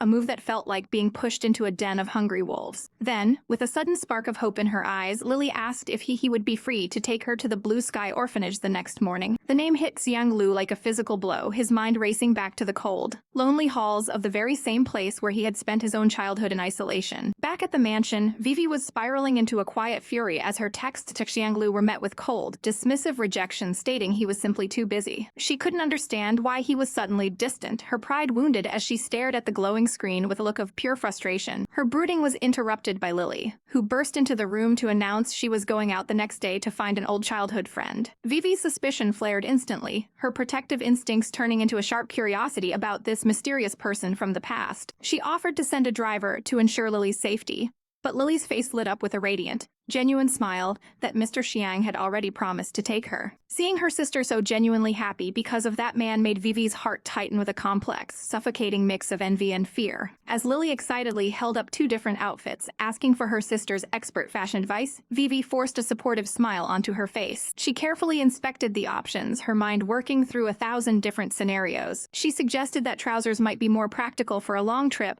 trying to maintain her role as the sensible older sister. But then she added a subtle, calculated tip to wear the blue dress instead, knowing full well it was Xiang Lu's favorite color. Overjoyed by the support, Lily planted a grateful kiss on Vivi's cheek and hurried off to prepare, leaving her sister alone in the silence. The next morning, the orphanage stood before them, a deserted shell of crumbling brick and faded memories that seemed to mock Lily's hope. Her heart sank as she realized the information she sought about her past might be lost forever in the ruins. She spoke softly of a little boy she used to know, a brilliant, lonely child who spent days immersed in the philosophy of Nietzsche while others played. She confessed that she had returned under a false identity just to find him, but feared he would never recognize her or care for her after all these years of silence. Xiang Lu turned to her, his voice a low, commanding rumble as he flatly denied her fears. The world seemed to stop as he looked deep into her eyes and revealed the earth-shattering truth. He was the very man she had been searching for all this time. He whispered the words she had once used to comfort him, that what does not kill them would only make them stronger, sealing their shared past in a moment of breathtaking realization. But as romance blossomed in the ruins, a darker truth was unfolding elsewhere, as a director handed over a stack of cash to a man for a job well done, revealing that the accident Lily thought was fate had been a carefully orchestrated trap from the very beginning. In the quiet corners of the estate, a treacherous plot was unfolding as two figures whispered of things that should remain hidden, their voices laced with a chilling intent. The woman leaned in close, her eyes glinting with a calculated malice as she shared the next step of their wretched plan. Meanwhile, in her solitary chamber, Susan sought a moment of peace within the pages of a book, her red hair cascading over her shoulders as she tried to ignore the heavy silence of the house. But the silence was a lie shattered when she moved to the window and looked down into the moonlit courtyard. There, beneath the silver glow, stood the statuesque Xiang Lu, his presence as commanding as a winter storm. Yet he was not alone. Lily was there, weaving a web of deception as she feigned an injury, claiming that sand had caught in her eye to draw him into her personal space. Despite his attempt to retreat, she was relentless, her hand snaking out to grab his wrist with a desperate strength that forced him to stay. Susan watched, her heart hammering against her ribs, as Lily rose on her tiptoes to bridge the distance, stealing a kiss that felt like a death blow to Susan's soul. The betrayal was a cold, sharp blade, and as Lily finally pulled away with a satisfied air, Susan could only gasp in horror, her hand flying to her mouth to stifle a sob. Xiang Lu remained behind, his expression unreadable and cold as he watched the dark-haired girl depart. His gaze fell upon a forgotten purse left behind in the car, and with a sigh of annoyance, he decided he might as well return the item to its owner. Moments later, Lily burst into Susan's room, her face glowing with a triumphant light as she sang out her joy. She threw her arms around Susan, her embrace feeling more like a stranglehold as she gushed about her newfound happiness. Susan could only stand there, frozen, as her sister confessed her love for Mr. Xiang. The air in the room grew suffocating when Lily claimed that their fate had been sealed 10 years ago at an orphanage. Susan's eyes widened in realization. That was her memory, her past, and her sister was shamelessly wearing it like a stolen garment. It was a calculated strike, making Susan realize that Xiang Lu's affection was nothing more than a case of mistaken identity. Lily played her role to perfection, touching Susan's face with a mock concern and offering to give him back as if he were a mere trinket. She apologized with a fake sincerity that made Susan's skin crawl, claiming she hadn't known of her sister's feelings. But Susan's pride was a shield she refused to drop. With a voice as cold as ice, she declared that she no longer liked him and that Lily was more than welcome to chase after him. The words had barely left her lips when she noticed a shadow at the door. Xiang Lu was standing there, the dropped purse at his feet a testament to how much he had overheard. He looked at Susan with a murderous aura of confusion and hurt, his eyes searching hers for a truth she refused to give. She didn't flinch, instead confronting him with a bold demand, asking if he had heard that her sister loved him. She pushed him away, insisting that he was only mistaking his feelings for her, because of a past that actually belonged to Lily. In a final, agonizing act of self-sacrifice, Sun took Lily's hand and placed it in his, commanding him to be good to her sister. Xiang Lu's jaw tightened, his gaze burning with a silent fury as he asked if she was truly serious about this. When she confirmed her lie, he let out a bitter breath and agreed, his hand clamping down on Lily's wrist in a grip that was anything but tender. Susan forced a smile, claiming she was relieved, before turning her back on the pair. The moment she reached her room, the mask crumbled, and she leaned against the door as the weight of her heartbreak threatened to drown her. She whispered to her own reflection that she was a fool for ever letting her heart be captured by such a man. Downstairs, Lily clung to Xiang Lu's arm, her eyes sparkling with a dark triumph as she basked in his promise to take care of her. As he prepared to leave, Lily watched him go with a chilling smirk, her inner thoughts revealing her true, wretched nature. She took everything Susan loved, piece by piece, until nothing remained. The scene shifted to a grand hall where the family elders sat in judgment, their expressions stern and unforgiving as Susan introduced her twin. The third uncle's voice boomed through the room, dripping with disdain as he refused to recognize Lily's existence. Susan tried to plead for her sister, reminding him of their family ties, but her words were met with a violent reaction as he crushed the glass in his hand. He spat out the truth of their family's dark feudal dregs, revealing a curse that demanded one twin must be drowned at birth to ensure the other's success. He accused their father of greed, claiming he had lied to keep both children and the family fortune for himself. The atmosphere turned lethal as he pointed a finger at Susan, demanding the Larry group in exchange for acknowledging her sister. Susan stood her ground, her fists clenched at her sides, realizing that the battle for her sister's life and her own future had only just begun. The atmosphere in the grand hall was thick with suffocating pressure as the wretched uncle loomed over Susan. He had the gall to demand compensation for 20 years of supposed service, his eyes gleaming with a mix of greed and malice. Susan's heart hammered against her ribs as he demanded a staggering 20% of the company's shares, a move that would effectively strip her of her birthright. When she dared to resist, the old man's face twisted, and he threatened to take his frustrations out on her innocent sister. Susan's gaze turned cold as she reminded him that her father had nothing but generous even as the uncle's own business ventures crumbled into bankruptcy. Infuriated by her defiance, the uncle's murderous eye exploded, and he branded her a bastard with a voice that shook the very walls. He reached for a glass on the table, his fingers trembling with a frantic, unhinged rage. Before anyone could react, he hurled the vessel directly at Susan's face. In a heartbeat of pure desperation, her sister Ida lunged forward to shield her, the ceramic shattering against her back with a sickening crack. The pain was evident in Ida's winced expression, but she cared only for her sister's safety. Susan's eyes filled with tears as she checked for wounds, her protective instincts flaring to life. They had to leave this den of vipers immediately. There was no reason to stay among such trash. Clasping hands tightly, the sisters turned their backs on the family that had betrayed them. But as they reached the door, Ida stopped her sister with a soft tug, a look of sudden determination on her face. To the absolute shock of everyone in the room, Ida announced that she would be handing over 20% of her own shares to Susan. From that day forward, the Larry group would belong to both of them, and no move could be made without their combined signatures. The uncle could only stand there, his dropping in sheer disbelief as his plan to divide and conquer was burned to ashes. With their heads held high, the sisters walked away from the wreckage of their family ties. Ada's lips curled into a gentle, supportive smile, the very picture of a doting sibling. Later that evening, the quiet of the mansion was broken by a soft knock on Susan's bedroom door. Susan looked up from her bed, surprised to see her sister standing there in the dim light. Ada claimed she had been thinking about the share transfer and simply couldn't sign the contract. Susan's expression softened with concern as she asked for the reason behind this sudden change of heart. She insisted that the equal sharing of power was the only way to stop their greedy relatives from trying to tear them apart. After a moment of feigned hesitation, Ida finally relented, thanking her sister with a voice that sounded like pure honey. She stepped out into the hallway, the innocent facade perfectly maintained. But as soon as the door clicked shut, her phone began to ring with an ominous persistence. She answered with a chillingly calm voice, confirming that everything was proceeding exactly as planned. A dark, triumphant smile played on her lips as she thanked her uncle for his assistance in this elaborate game. The next day at the academy, the air was filled with talk of the upcoming National Day trip. The handsome Xiang Lu stood with a stoic expression, his statuesque features drawing the eyes of everyone in the room. The dean smiled warmly, oblivious to the undercurrents of scheme and betrayal swirling around the students. Ida played her part to perfection, weaponizing her perceived fragility to keep Xiang Lu close. She laughed softly, ensuring her presence was as sweet and intoxicating as a blooming flower. Later, she lounged on the sofa with Susan, inviting her to join the school excursion. Suddenly, Susan's phone buzzed. It was a call that would change everything. A business associate informed her that the elusive Johnson was finally ready to negotiate, but only if she flew to America immediately. Susan's browed in conflict. It was a massive opportunity, but it meant leaving her sister behind during the holiday.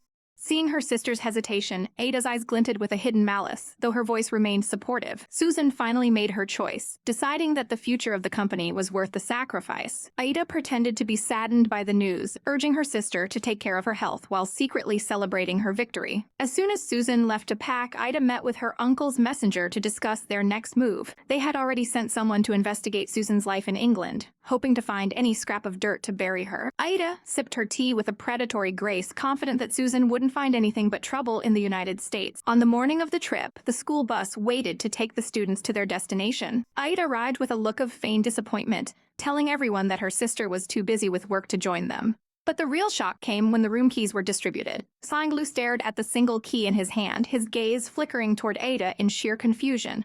They were expected to share a single room for the entire trip, a situation that left them both standing in a heavy, awkward silence.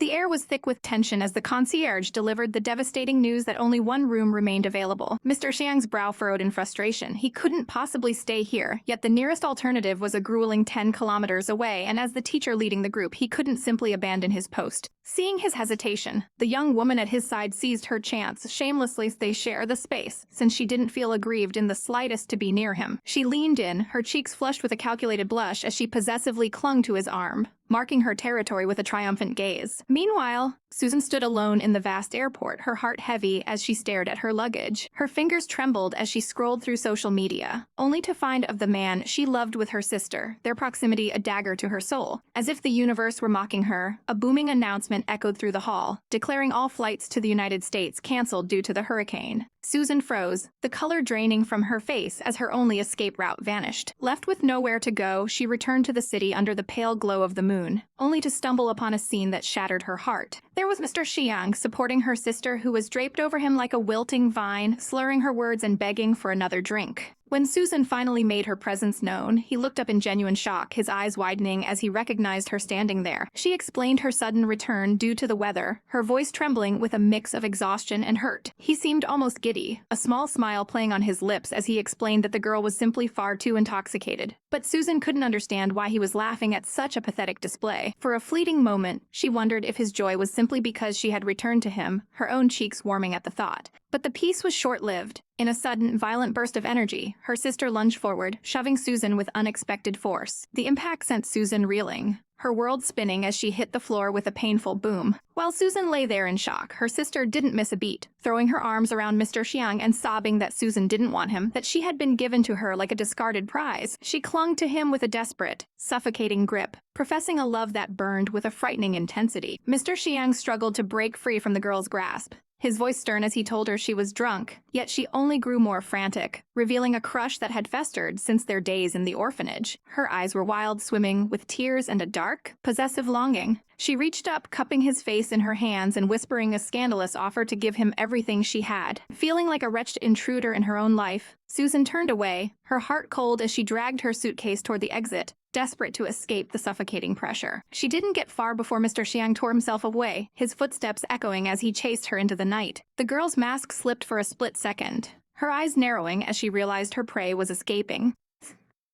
Her resolve hardening with every step. Suddenly, a firm hand clamped around her wrist, halting her retreat. She tried to shake him off, spitting out that he should go back to the sister, who clearly needed him more. But Mr. Xiang's gaze was piercing, his voice dropping to a low, intimate tone as he promised to handle the sister only after he had taken care of Susan first. He insisted that Susan was the one truly in need, leaving her baffled since she was perfectly sober while her sister was a mess. Then came the truth that chilled her to the bone. The girl was faking it. His expression was cold and analytical. A truly drunk woman would never have the physical strength to throw someone to the ground. Susan's breath hitched as the realization dawned on her, her face burning with shame for her own blindness. He looked deep into her eyes, questioning why she would ever push him away if she actually cared for him. The truth was far simpler. He only tolerated the sister because of his deep affection for Susan. Susan was speechless, her heart fluttering as she asked why he hadn't just been honest from the start. A playful smirk touched his lips as he teased her for being so transparently jealous. She felt completely set up, her anger melting into a confusing swirl of affection as she stood before him. Yet, the gravity of the situation returned as she realized her sister had intentionally tried to hurt her. Her mind began to race, connecting the dots of a much larger web of deceit involving her canceled flight. Why had her client, Mr. Johnson, called her at such a suspicious time, seemingly knowing she hadn't made her flight? It was impossible. A flight to the States took over 10 hours, yet he was already annoyed that she hadn't arrived just hours after the cancellation. Mr. Xiang's expression darkened as he realized the terrifying truth.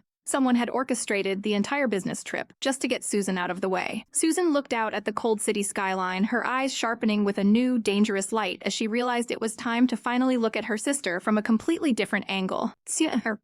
The air in the sterile hospital corridor was thick with a suffocating pressure as the news of the suicide attempt broke, shattering the fragile peace of the morning. The doctor's grim revelation of long-standing depressive tendencies and old, hidden wounds hit like a physical blow, painting a tragic picture of a soul that had been suffering in the shadows for far too long. Fury and disbelief flared in the handsome man's eyes as he stood beside her, his statuesque features hardening at the thought of the girl being left entirely alone in her darkest hour. The horrific detail of the bathtub water stained a ghastly, vivid red haunted their thoughts, a chilling testament to the life that had almost slipped away. Overwhelmed by a crushing weight of guilt, the protagonist felt as though her own heart was breaking, her eyes downcast as she shouldered the blame for her sister's desperate act. As they stepped away from the medical staff, the tension between the two leads snapped like a brittle glass, the weight of the tragedy driving a wedge between them. She turned on him with a murderous aura, her voice trembling with the fire of a woman who felt her trust had been utterly betrayed, questioning how he could be so heartless. In a moment of dramatic finality, she declared their connection severed, claiming she had been blind to his irresponsibility and that from now on, they were nothing more than friends in name only. He looked at her with a piercing, cold intensity, warning her that this was a decision she might live to regret as he watched her walk away. Yet, as the witnesses faded from view, the mask of hostility slipped just a fraction. They were playing a dangerous, high-stakes game to appease a broken mind. He urged her to follow the script and give the unstable girl exactly what she wanted, hoping that this sacrifice would finally yield the results they needed to save her. Entering the hospital room felt like stepping into a lion's den, greeted only by the sharp, cold command to get out as the sister recoiled from their presence. Seeing her sister in such a wretched state, clutching her head in a fit of agony tore at the protagonist's soul. The room was filled with the sound of bitter accusations, the younger girl screaming that she never wanted to see her sister again. Desperate to mend the bond, she threw herself forward in a tearful embrace, begging forgiveness and taking all the sins of their past upon herself. Ada's eyes were wide with a pathetic, hollow vulnerability, questioning if she was truly unwanted and if everyone had finally decided to leave her behind. The girl's voice cracked as she spoke of the deep-seated trauma of being the second choice, believing her parents, and even her sister had always preferred someone else over her. Even the man she loved seemed to despise her, but then, the handsome lead stepped forward with a godlike presence to change the narrative. He claimed with a straight face that he did indeed care for her, his expression unreadable as he prepared to anchor her back to reality with a lie. Could he be serious? The girl wondered, her heart racing as he confirmed that his romantic ties to her sister were officially over. He reached out, his hand steady and warm, offering a new beginning that felt like a lifeline to the drowning girl. Ida collapsed into his embrace with a look of pure triumph, a small, satisfied smile on his chest as she finally secured the prize she had nearly died for. The scene shifted from the cold hospital to the opulent halls of their family estate, the grand architecture standing silent under the moon's watchful eye. Safe within the luxurious walls, the protagonist made her sister promise to never court death again, her eyes searching for any lingering darkness in the girl's gaze. Ida reassured her with a bright, innocent smile that reached her eyes, though the thick bandages on her wrists told a much grimmer story of her true nature. She spoke of the newfound joy of being alive, claiming that having a sister and a boyfriend who loved her was all she ever needed. However, the consequences of her actions remained. The school had dismissed her, fearing the negative influence her scandal would have on the students. Seizing the moment, Ida suggested she join her sister's company, her eyes sparkling with a hidden, devious agenda as she offered to take any position available. Touched by the request and wanting to keep her close, the protagonist offered her a role as a project manager, hoping this fresh start would be her salvation. As Ida leaned in for a sisterly hug, her expression shifted into something predatory and dark, a silent vow that she would take everything her sister owned one calculated step at a time. The gleaming glass towers of the corporate world became the new stage for their sibling rivalry. She introduced her sister, now known as Lily Larry, to the office staff, presenting her as the new face of the project. Lily was placed under the guidance of Sun Yi, a secretary known for her unwavering efficiency and professional coldness. With a final encouraging word and a smile, the protagonist left them to their work, unaware of the venom beginning to brew in the room. Lily immediately tried to weaponize her charm, attempting to bridge the gap with a forced, sweet familiarity by calling the secretary sister. She suggested dinner, a classic move to ensnare an ally and create a false sense of intimacy. However, Sun Yi was a wall of stone, coolly rejecting the offer with a professional distance that left Lily's pride stinging. A flicker of panic and frustration crossed Lily's face as her usual tricks failed to land on the stoic woman. She tried a different approach, attempting to buy loyalty with a lavish gift of perfume, her smile hiding her growing irritation. But the secretary was incorruptible, citing company policy against gifts from superiors with a gaze that saw right through the ruse. Lily's hand trembled slightly as the gift was pushed back, her ego bruised by the repeated rebuffs from a mere subordinate. She watched the secretary walk away, the silence of the office feeling like a personal insult to her supposed charm. A dark, twisted smirk finally to Lily's lips as she realized that kindness wouldn't work. She would have to use far more ruthless tactics to clear the path to her sister's throne. Inside the prestigious chairman's room, the air was thick with the scent of high corporate power as Larry handed over the details of a massive shopping mall project in Xinjiang. Her eyes, sharp and calculating, watched her subordinate, noting the flicker of doubt when she mentioned the distance of the location. Larry explained that an inside source had whispered of a new resort being developed nearby, making this a golden opportunity that simply could not be missed. The subordinate could only offer a submissive nod, acknowledging the vision of her superior, while hiding her own misgivings. Soon, the tension moved to the conference room, where the atmosphere turned icy as a dissenting voice cut through the air, flatly refusing the proposal. The blue-haired manager argued that the Ring River was far too remote and expensive for average customers who preferred the convenience of the city center. But Sun Yi, weaponizing a practiced, gentle smile, countered that those with real purchasing power didn't care about time, and the lower land costs would ultimately profits higher. The blue-haired woman didn't back down, reminding everyone that Xinjiang was merely a third-tier city and geographical dominance was the only way to attract customers. The rest of the staff watched in hushed silence, sensing the subtle, suffocating pressure between the new manager and the seasoned secretary. Sun Yi's expression darkened, her internal monologue screaming that this was a personal insult as she looked at her rival with eyes full of pure venom. The confrontation escalated as the blue-haired manager insisted she was simply doing her job and was responsible for the group's best interests. Sun Yi scoffed, reminding her that Larry was her own sister and questioning who the boss would truly listen to. But the manager stood her ground, claiming Larry only valued those who were reasonable.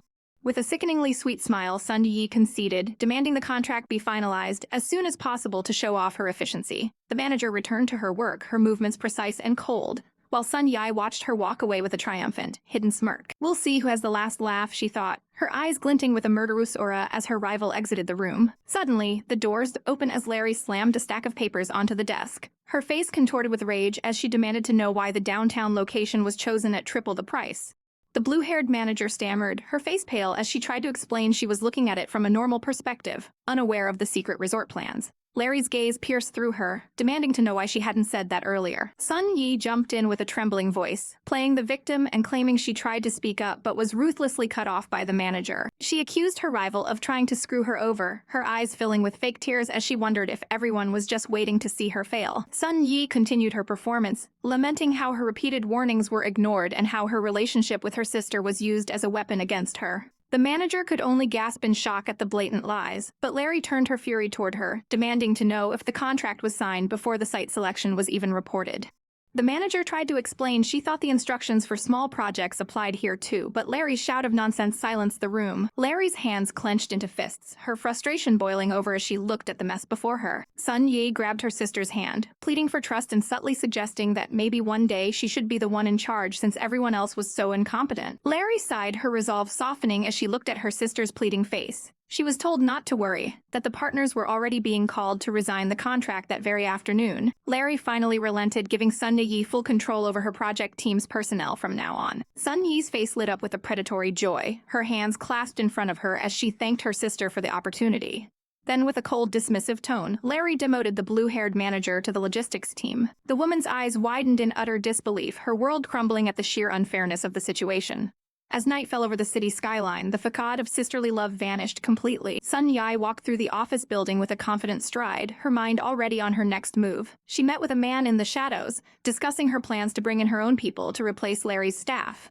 When asked about her contact stamina, she smirked, confident that Uncle Min would have no trouble managing the businesses. Larry, meanwhile, watched the city from distance, her expression unreadable as she contemplated the massive personnel changes. Back at a private residence, the man warned Sun Yi that she was moving too quickly and making her intentions. Sartu laughed, her voice dripping with disdain for her stupid sister who supposedly knew nothing of the world. She boasted that even if Larry tried to guard against her now, her 25% stake made her a force to be feared. The man questioned if Larry was really such a fool to be president, but Sun Yi dismissed her as a mere fairy who only looked for the best in people. When the man tried to warn her not to rush for quick results, Sun Yi snapped, her eyes flashing with a dangerous light as she told him he didn't get to dictate her life. She was tired of being just a shadow in her sister's world, and was ready to take what was hers. The man stood silent, sensing the depth of her ambition, and the heavy price they had all paid to get this far. A dark shadow fell over Sun Yi's face as she declared her intent to snatch the Larry's group for herself, her heart consumed by a black abyss of greed. She dismissed him coldly, telling him to get the car so they could attend the play Larry had invited her to just in time. Under the pale glow of the moon, they arrived at the theater. On stage, an actor spoke of fighting monsters and the abyss gazing back,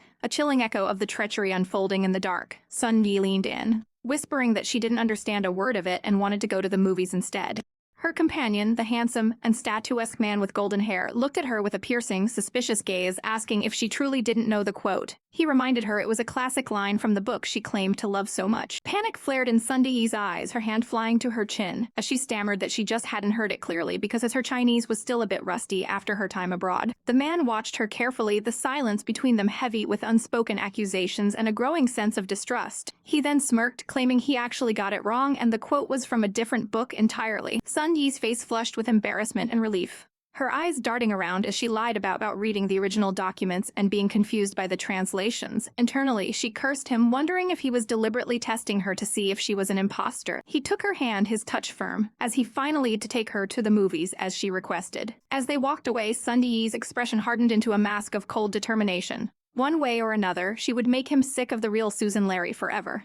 Under the vast, unforgiving blue sky of the city, a voice cried out in desperate search of her sister. Within the sleek, cold walls of the Larry Group's headquarters, the air was thick with business and unspoken rivalries as the two sisters met. Susan looked up from her work, her brow furrowing at the mention of a meeting with the notorious Mr. Fan from the Oli Group. Why would a man who had snubbed their cooperation so many times suddenly reach out to her younger sister instead of her? The proposal seemed lucrative, a yacht club to complement their Pier Mall project. But Susan couldn't shake the feeling of a trap being set as she analyzed the documents. Despite her sister's insistence that she go alone to represent the company, Susan knew the dangers of a young woman meeting a powerful president in private. The younger girl looked so small and uncertain, her trembling hands making Susan's protective instincts flare. It was inappropriate for a mere project manager to handle such a heavy weight, yet the email explicitly requested her presence alone. Lily insisted that the president only wanted to see her, making it impossible for Susan to accompany her as a chaperone. With a playful wink and a clever glint in her eyes, the younger sister suggested a daring plan. Since they were nearly identical, Susan could simply dress up and go in her stead to secure the deal.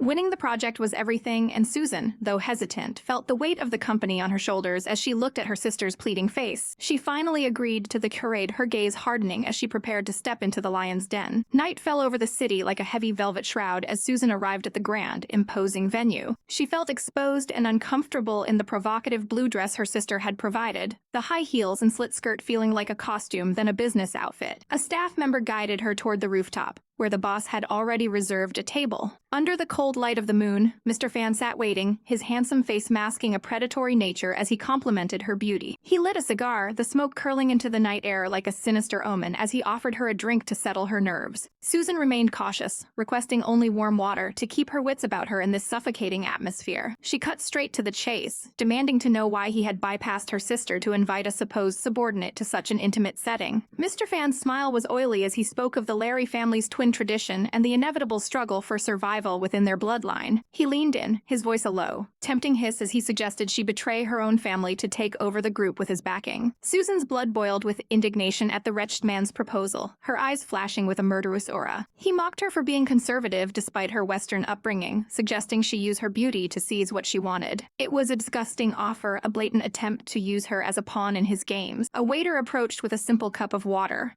but the air felt heavy with unspoken threats. Meanwhile, at the mansion, the handsome blonde protector of the Larry family returned home to find the younger sister waiting in a flutter of pink silk. She clung to him, her voice honeyed as she revealed they were alone for the night because the servants were on holiday. When he asked for Susan, a shadow of jealousy crossed the girl's face, as she claimed Susan was out on a blind date. The news hit him like a physical blow, his heart clenching at the thought of the woman he loved in the arms of another. The younger sister twisted the knife, mentioning the sexy, backless dress Susan had borrowed for the occasion. She led him to a dinner table laden with food, her eyes sparkling with a hidden, malicious intent. He sat down, his mind elsewhere as the girl hovered around him. As the crimson liquid was poured into a crystal glass, she watched him with the gaze of a hunter. She urged him to drink, her smile hiding the poison in her heart. They toasted to the night, the glasses clinking with a sound that felt like a death knell. He took a sip, unaware of the trap closing around him. Lily's thoughts were far more sinister. The cup was spiked with a potent potion, a desperate scheme to ensure that by morning, lives would be irrevocably entwined in scandal. She casually mentioned that Susan's date was the president of the Oli Group,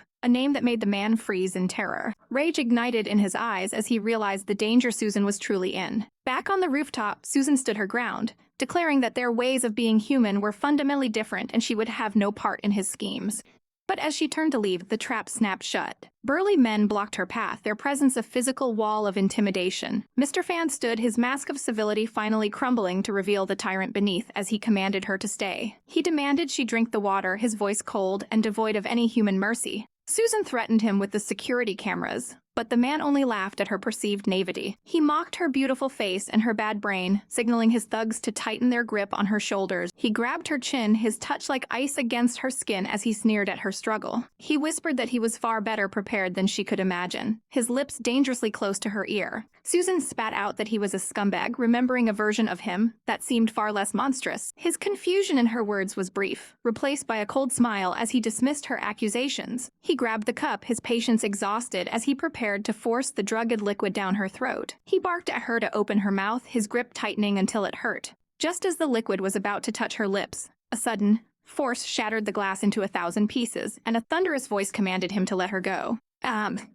Susan froze, her heart hammering against her ribs as she saw him standing there, the one man she never expected to see in this wretched den of deceit. Before the imposter could even react, Xiang Lu's fist connected with his jaw in a bone-shattering strike, a murderous aura radiating from him as he sent the fake crashing to the floor. Chaos erupted in the hallway as onlookers gasped, their faces pale with confusion at the sudden violence erupting before their very eyes. The air was thick with tension, everyone wondering what could have possibly driven such a statuesque man to such a public display of rage. Just then, the real Mr. Fan stepped forward, presence commanding and cold as his security team moved in like predators to secure the pathetic fraud trembling on the ground. The imposter broke down instantly, his pathetic wails filling the air as he claimed to be nothing more than a paid actor, a mere extra caught in a web far larger than himself. Susan's mind was spinning as she looked between the two men, struggling to grasp how she had been so easily deceived by a hollow shell of the man standing before her. Xiang Lu's gaze was sharp enough to cut glass as the mask of the fraud was stripped away, revealing the wretched face of a common criminal. The real Mr. Fan loomed over the coward, his voice a low growl as he demanded to know who would dare to use his name for such a disgusting scheme. Shaking like a leaf, the man confessed that he had been hired by the treacherous Lily Larry to bewitch Susan and lead her to ruin. Susan felt a chill run down her spine as the realization hit her.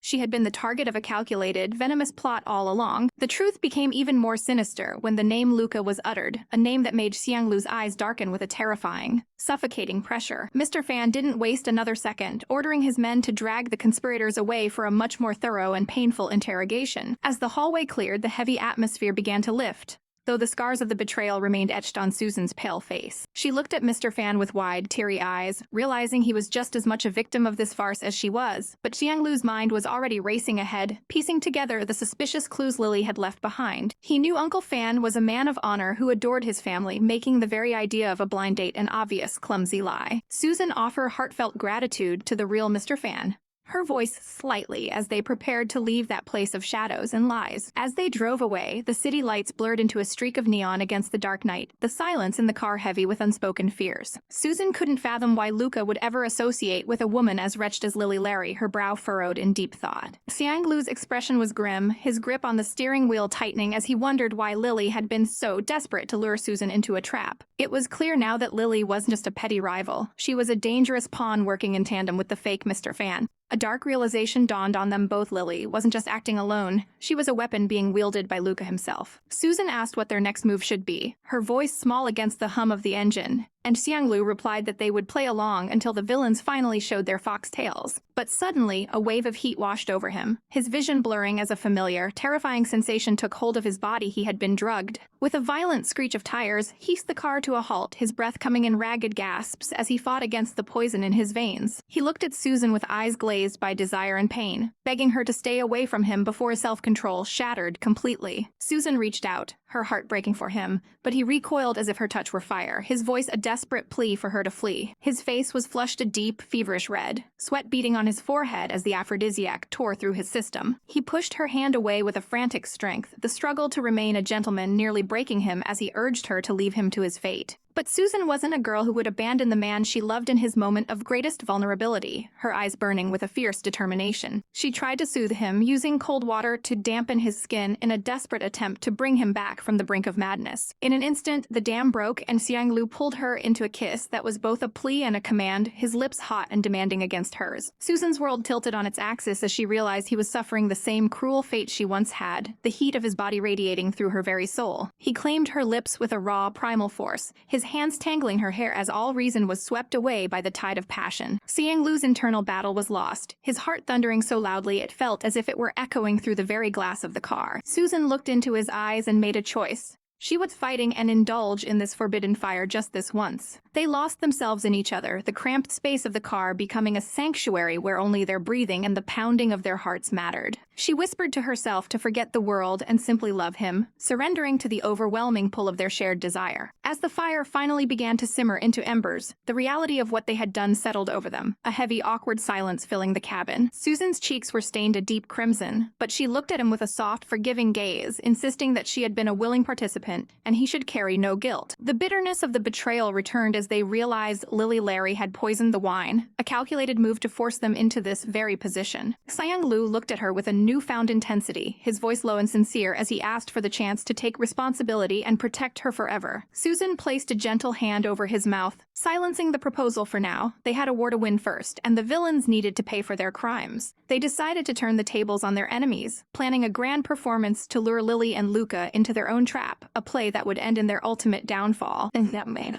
Frantic and breathless, she clutched her phone as if it were only lifeline, her heart sinking into her stomach as call after call to Mr. Fan went unanswered. The screech of tires echoed against the cold pavement as the luxury car came to a violent, shuddering halt, the sudden silence afterward feeling heavier and more ominous than the noise. She didn't wait for the world to stop spinning, her feet carrying her through the opulent, marble-lined halls of the mansion with a desperation that bordered on sheer madness. There, in the center of the suffocating luxury, stood Susan, her vibrant red hair a tangled mess, and her eyes hollowed by a trauma that seemed to have aged her a decade in a single night. Her sister rushed toward her, the air thick with unspoken questions and the stinging scent of an impending tragedy. Susan didn't speak, she simply collapsed into her sister's arms, her body trembling with a rhythmic, soul-crushing sob that threatened to shatter her very frame. The maid was dismissed with a sharp, dismissive word, leaving the two sisters alone in a silence that felt far from comforting. Between gasps for air, Susan's world seemed to crumble completely as she leaned into the embrace, her hot tears soaking into her sister's shoulder. The confession was a jagged blade, cutting through the air as she whispered how she had been forced by Mr. Fan, her dignity stolen in a single, wretched encounter. Hidden from Susan's tear-filled gaze, a chilling and triumphant smile spread across her sister's face. The look of a predator finally seeing its long-awaited prey fall into a perfect trap. When the suggestion of calling the police was raised, Susan's panic reached a fever pitch, her hands flying to her face in a gesture of pure, unadulterated terror. She couldn't involve the law. The monster had taken videos and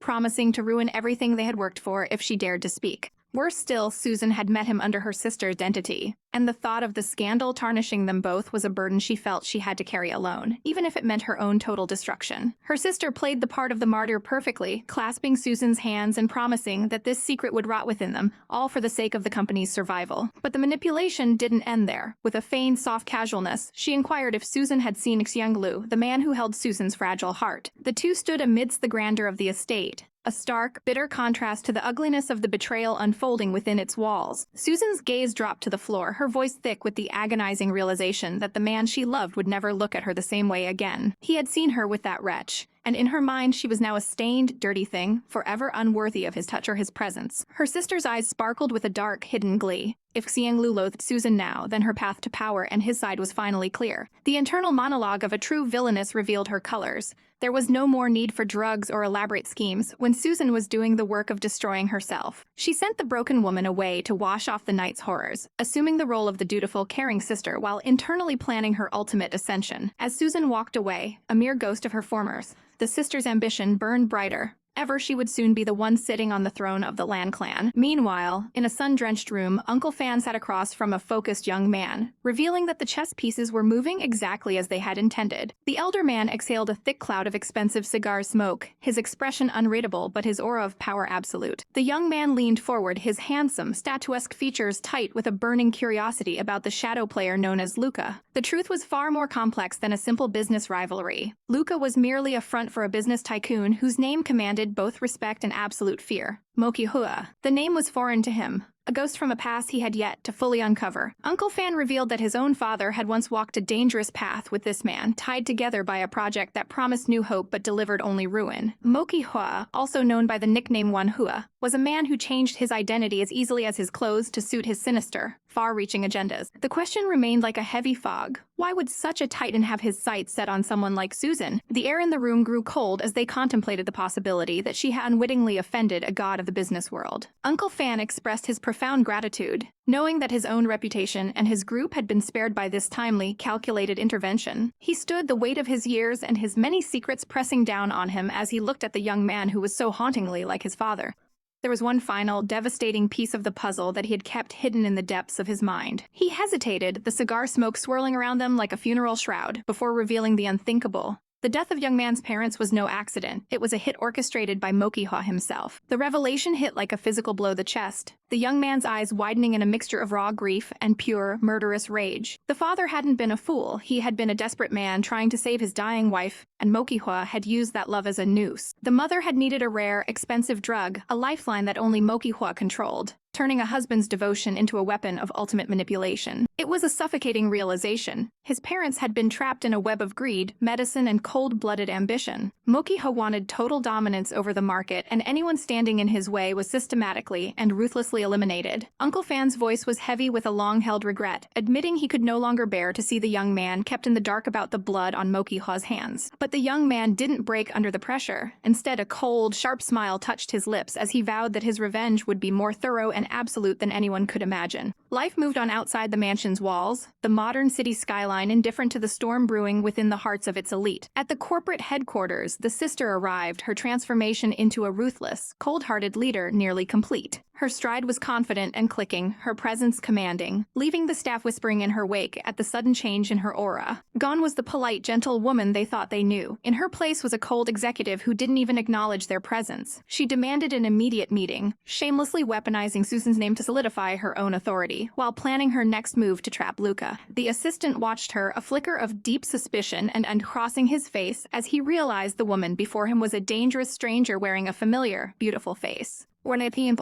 The sun beat down on Susan Larry's villa, but the warmth did little to thaw the icy resolve in her heart as she listened to the grim report over the phone. Treachery was afoot. Someone was shamelessly using her name to sabotage projects and siphoning funds right from under her nose. With a sharp command to keep a watchful eye on the culprit, she hung up, her gaze fixed on the horizon as she contemplated the web of lies surrounding her. Her only lead was a faded birth certificate, a document signed by a woman named Liu Suiying who held the key to a past Susan barely understood. Clenching the paper, her eyes burned with a cold fire. She would uncover the truth, no matter how deep it was buried. Her search led her to the sterile, white halls of a bustling hospital, where she moved with a grace that masked her growing desperation. When she finally inquired of a doctor, the nurse's response sent a chill down her spine. Liu Suiying was no longer a physician. The story was harrowing. The woman had nearly perished from a mysterious poisoning, and though she survived, the trauma had robbed her of her voice. Susan's heart sank as she was directed toward the admissions department, realizing the one person who could speak the truth was now trapped in silence. Stepping into the quiet room, she found the former doctor lying frail and broken in a hospital bed. The woman's eyes widened in sheer terror at the sight of her, a frantic, muffled sound escaping her throat as she trembled under the sheets. Susan leaned in, her voice a soothing balm as she promised she wasn't there to cause harm, but to seek answers that only the doctor possessed. She reached out, gently touching the woman's shoulder, and asked the question that had been haunting her dreams. She remembered the day her mother went into labor. Sensing the woman's agony, Susan offered a pact of blood and shadow. If the doctor helped her, she would ensure those who had done this to her faced a brutal revenge. She needed to know if her mother had truly given birth to only one child, or if there had been twins all along. The doctor's eyes welled with tears, a silent confession of the burden she had carried for decades. Understanding the limitation, Susan offered a digital lifeline, urging the woman to type out the secrets that had been strangled by her lost voice. The doctor's hands shook as she took the device, her fingers hovering over the screen with the weight of a life-altering truth. As Susan watched the words appear, her breath hitched in her throat, her mind reeling from the shock of the revelation. The screen revealed a name she hadn't expected. It wasn't Liu Suiying who had delivered her, but a man named Chen Yuan. Susan pressed for more, wondering if the woman's memory was simply failing after so many years. But the truth was far more sordid. Her father had paid a handsome sum to Chen Yuan, and Liu, driven by a moment of fatal greed, had simply signed her name to the documents to cover the tracks. She had been a mere shadow in the room, but her eyes had seen the impossible. 2 infants being carried away, though she couldn't swear if they were twins. The world seemed to tilt on its axis as Susan processed the implication. The mystery only deepened, leaving her more confused and determined than ever. She knew what had to be done. She had to hunt down Chen Yuan and drag the rest of the truth into the light. Seeking an ally in this den of vipers, she approached the statuesque and intimidating Xiang Lu, her presence a stark contrast to the grand architecture of the manor. She wasted no time on pleasantries, telling him that things were becoming dangerously complicated, and she required his strength. As she detailed her need to find the retired obstetrician, their private moment was shattered by the arrival of her wretched sister, who sashayed toward them with a fake, sickeningly sweet smile. Susan's irritation was palpable. The woman was like a leech, always appearing at the most inconvenient moments. The sister shamelessly invited them to dinner, pretending as though they were a loving family instead of bitter rivals. Xiang Lu, ever the cold and discerning prince, didn't hide his disgust, flatly refusing to share a table with such a person. Susan felt the suffocating pressure of her sister's gaze, her mind racing to find an escape. But the sister was persistent, her grip tightening on Susan's arm as she forced her into a dinner that felt more like an execution. They sat in a quaint restaurant, the atmosphere thick with unspoken tension as the sister ordered a meal with a specific, pointed request for no peanuts. Susan watched her with narrowing eyes, wondering what kind of game was being played. Suddenly, the sister's facade of kindness broke as she shoved a phone toward Susan, urging her to look at the latest scandal exploding online. Susan's blood ran cold as she scrolled through the headlines. Vicious lies of sexual bribery and leaked photos were tearing her reputation to shreds in real time. The sister's voice was a chorus of false concern, wailing that the Lair Group's name was ruined and that Susan was now a pariah. Susan looked at her, seeing the predatory gleam behind those teary eyes. Then came the killing blow. The sister suggested that Susan should flee the country and hide like a coward, leaving the entire group in her capable hands. Third, the red-haired beauty gazes out with a look of feigned concern, warning her younger sister that while the company could be hers, her lack of experience is a glaring weakness in a world full of sharks. The younger girl, draped in a facade of innocence, promises she won't let the bad guys win, seemingly unaware of the storm brewing just beneath the surface. The red-haired sister sighs, lamenting the shadow players hiding behind the groups, her voice heavy with the burden of leadership. Her sister clenches a fist, vowing with fiery determination to fight for their legacy and keep those wretched people from winning. A trap is expertly laid as the older sister offers her seat at the office, a gesture of ultimate trust that the younger girl accepts with a wide, grateful smile. But the warning remains sharp. If the upcoming projects fail, the entire company will be paralyzed, a weight that should crush any normal spirit. The younger girl's face pales slightly at the gravity of the situation, realizing she must keep a very close eye on everything. As she takes a slow sip of her drink, the older sister's eyes sharpen with a chilling, hidden resolve, her internal monologue whispering that they will certainly see how things play out. Under the cover of a moonlit night, a grand estate stands silent, harboring secrets within its cold stone walls. Inside, a handsome, statuesque blonde man sits bathed in the glow of his laptop, uncovering a dark secret from 12 years ago, a homicide in Michigan that changed the course of history. He stares at the screen, his gaze piercing as he reads about the local triad hired by rival company to eliminate a threat. The victim was on his way to a crucial project meeting when he was shot, his life snuffed out by the suffocating pressure of corporate greed. A name leaps off the page. The chairman of Larry was there at the funeral, paying respects to the man he likely helped destroy. His fist slams against the desk, the realization hitting him like a physical blow. This wasn't just business, it was a blood feud between their families that demanded a reckoning. He can no longer wait for the enemy to strike from the shadows. He must take the initiative and reclaim the dignity of his bloodline. The moonlight casts long, dramatic shadows over the mansion as his resolve hardens into something unbreakable. Elsewhere, the atmosphere is thick with a murderous, or as an older man with a sharp mustache sips his tea with terrifying calm. He listens as his subordinate reports the success of their scandal, watching with satisfaction as both rival groups are dragged through the mud. The plan is proceeding perfectly. Once the chaos settles, Lily Larry will be installed as their puppet president to do their bidding. The older man remains a statue of cold calculation, his eyes void of any human warmth. They marvel at the lack of reaction from the president's wife,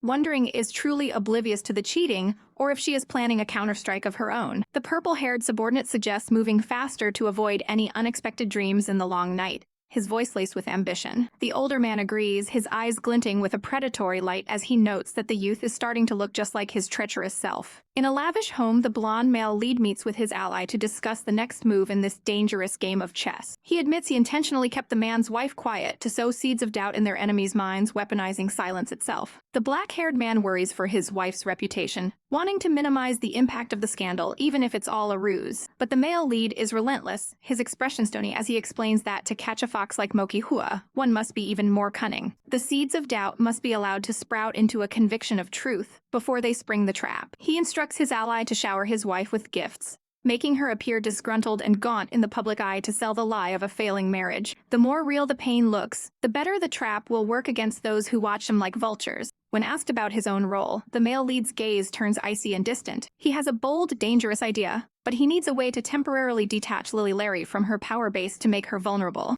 Morning light hits the grand manor, but the atmosphere inside is suffocatingly tense. The red-haired sister looks weary, her hand pressed to her head as if the weight of her secret plans is taking a physical toll. The younger sister, Lily, watches her with a fake concern, sipping tea while draped in an arrogance that borders on cruelty. Chirps at how the company is doing well and tells her sister to rest her weary head. But then, a flicker of genuine tension, the older sister notices Lily is wearing her clothes again without even asking. Lily brushes it off with a sickeningly sweet smile, claiming she just helped herself to the cloakroom and surely her dear sister wouldn't mind. She shamelessly weaponizes her supposed innocence, asking if her sister is truly mad over a simple dress. The older sister forces a soft, submissive expression, merely asking to be informed next time. Lily's response is dripping with entitlement. She's far too busy running the company to remember such trifles, and her sister should understand her more. Playing the part of the defeated, fragile sibling, the older sister blames herself and suggests Lily meet with the influential Mr. Chen instead. She warns her sister not to neglect him and to meet his every demand, no matter how reasonable or not. Lily, blinded by her own greed and the desire for more power, agrees and prepares to leave with a triumphant smirk. As the girl walks away, the older sister's facade of exhaustion vanishes instantly. She pulls out her phone, a cold, toy smile playing on her lips as she sends a message confirming the bird has been sent away and the real execution can proceed as planned. The towering glass and steel of the Wansheng group stood like a monument to corporate coldness, a place where secrets were buried beneath layers of professional polish. Mr. Shen approached the woman with a practiced smile that didn't quite reach his eyes, noting how long it had been since they last met. As they shook hands, she tried to maintain her composure, but he immediately sensed shift in her aura, questioning if her different way of speaking was merely his imagination. He attempted to lighten the mood by remarking how much she had brightened up since finally cutting ties with that wretched, philandering man, Liu Qingqi. A flicker of uncertainty crossed her face as she wondered internally if the man was truly the scum everyone made him out to be. The workplace pleasantries came to a screeching halt when he casually mentioned the plane tickets he had already booked. Her heart hammered against her ribs as she gasped, demanding to know where they were headed.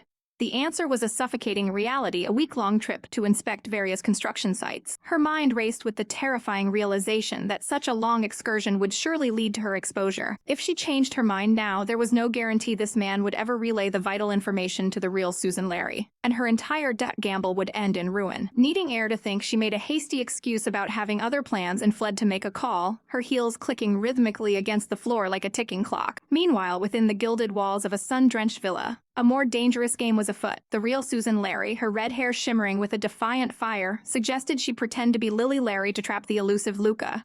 Her companion, a man with a statuesque build and a gaze as a blade, revealed he had already installed surveillance software on her phone to track her every move. A shiver of dread crawled down her spine as she realized there would be no turning back if they were caught. He reassured her with a chilling, godlike confidence, stating that his men were already deployed and ready to rush in at the first sign of trouble. They were determined to win.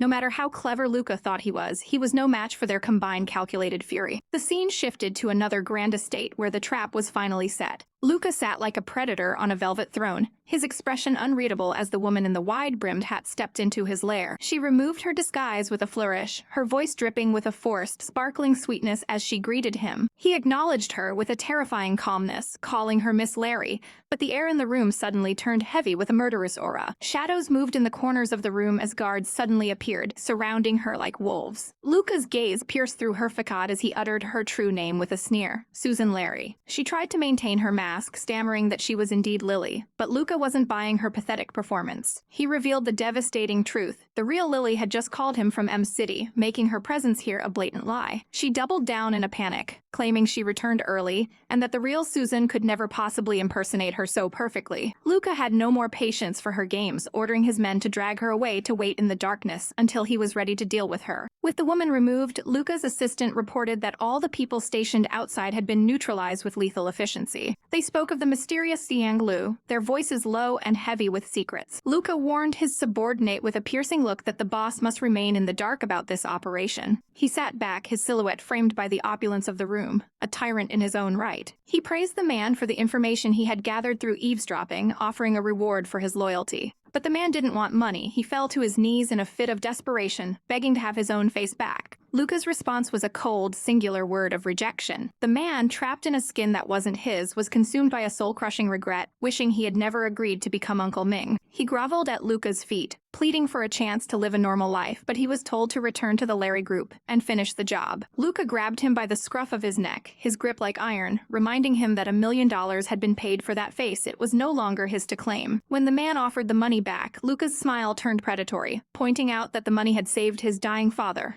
A life was a debt that could never be repaid with mere cash. Left broken and sobbing on the floor, the man was a mere puppet in a much larger, deadlier scheme. As night fell over the Fan villa, the atmosphere crackled with the electricity of a final confrontation. Mr. Fan was a portrait of panic, his face pale as he realized his men had been taken away in silence. The blond man stood before him, his expression one of sheer, mocking amusement as if he found the villain's desperation hilarious. Mr. Fan screamed in a rage, unable to understand why his plans were crumbling like ash. But that the mystery was solved when the hooded figure standing in the shadows finally stepped into the light. She pulled back the dark fabric, revealing the sharp, beautiful features of the true Sun Larry, her eyes burning with the fire of a long-awaited revenge. Mr. Fan could only stare in paralyzed shock, realizing too late that he was never the hunter, but the prey.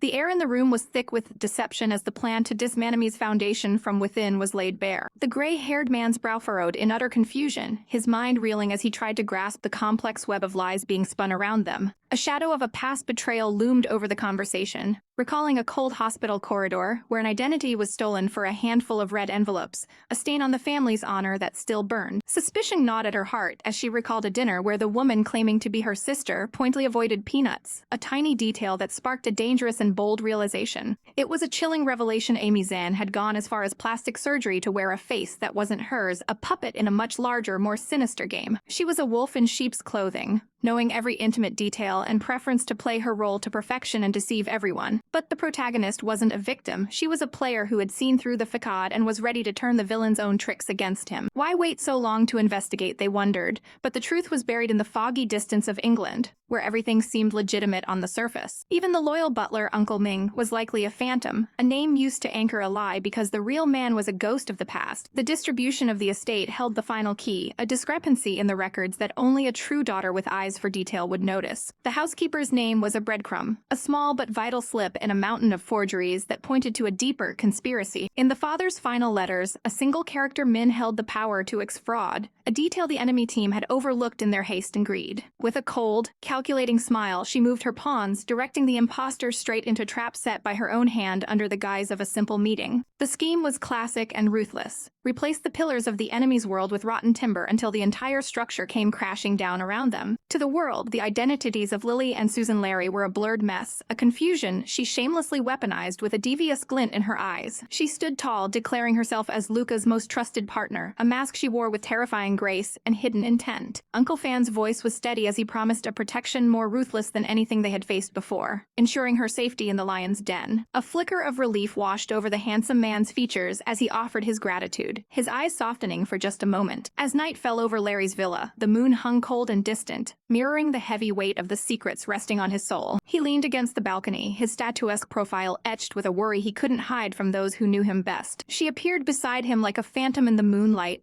offering a cup of tea and a question that cut through the silence of the night. If the truth came out, he feared they would tear her apart just to get their hands on the company's precious shares. His hands gripped the cold stone of the railing, his knuckles white as the terrifying thought of losing her took hold of his heart. Would she be the one to end him, he wondered, but her gaze remained unsteady, promising that death would never come by her hand. Yet there were fates worse than death, and the threat of psychological torture hung in the air like a suffocating shroud. She looked deep into his eyes, pleading for a belief and a trust trust that was the only thing keeping them afloat in this sea of vipers. In the quiet of the night, their hands finally found each other on the railing, a silent vow of loyalty amidst the impending storm. The next morning, the sun shone brightly over a modern facade, stark contrast to the darkness of the secrets hidden within its walls. Inside the opulent room, she faced the purple-haired devil, Luca, her expression a mask of cool indifference and hidden fire. She questioned the fate of the sister he had locked away, her voice steady despite the suffocating pressure of his presence. Suspicion flared in the room as they wondered how the impostor could have possibly known of her secret whereabouts. Luca sneered, blaming the utter incompetence of his subordinates while sipping his tea with an air of arrogant superiority. The mention of Uncle Ming caused a flicker of unease in her eyes, a name that carried the weight of a missing ghost and a broken past. He sat like a king on his throne, his legs crossed arrogantly as he looked down on everyone, as if they were merely disposable pieces on a board. A servant entered the room, the click of the door echoing in the tense silence as they placed a tray of fine snacks on the table. There was something hauntingly familiar about the servant's posture, a nagging feeling that prickled at the protagonist's skin and raised the hair on her neck. Luca urged her to try the food, boasting about his new cook and the absolute quality of his finest ingredients. He pointed out the peanuts and walnuts, a deliberate and cruel choice that felt more like a calculated trap than a treat. As she took a bite, his voice dropped to a sinister low, asking if her delay allergy had simply vanished overnight. The servant's hat was tossed aside with a flourish, revealing the mocking face of Amizen, her laughter ringing out like a death knell in the quiet room. Panic seized the protagonist as her throat began to close, the poison of the peanuts working its way through her system with terrifying speed. Luca watched with a cold, triumphant gaze, revealing that this entire meeting was a test she had failed spectacularly. Ami's voice was a venomous hiss,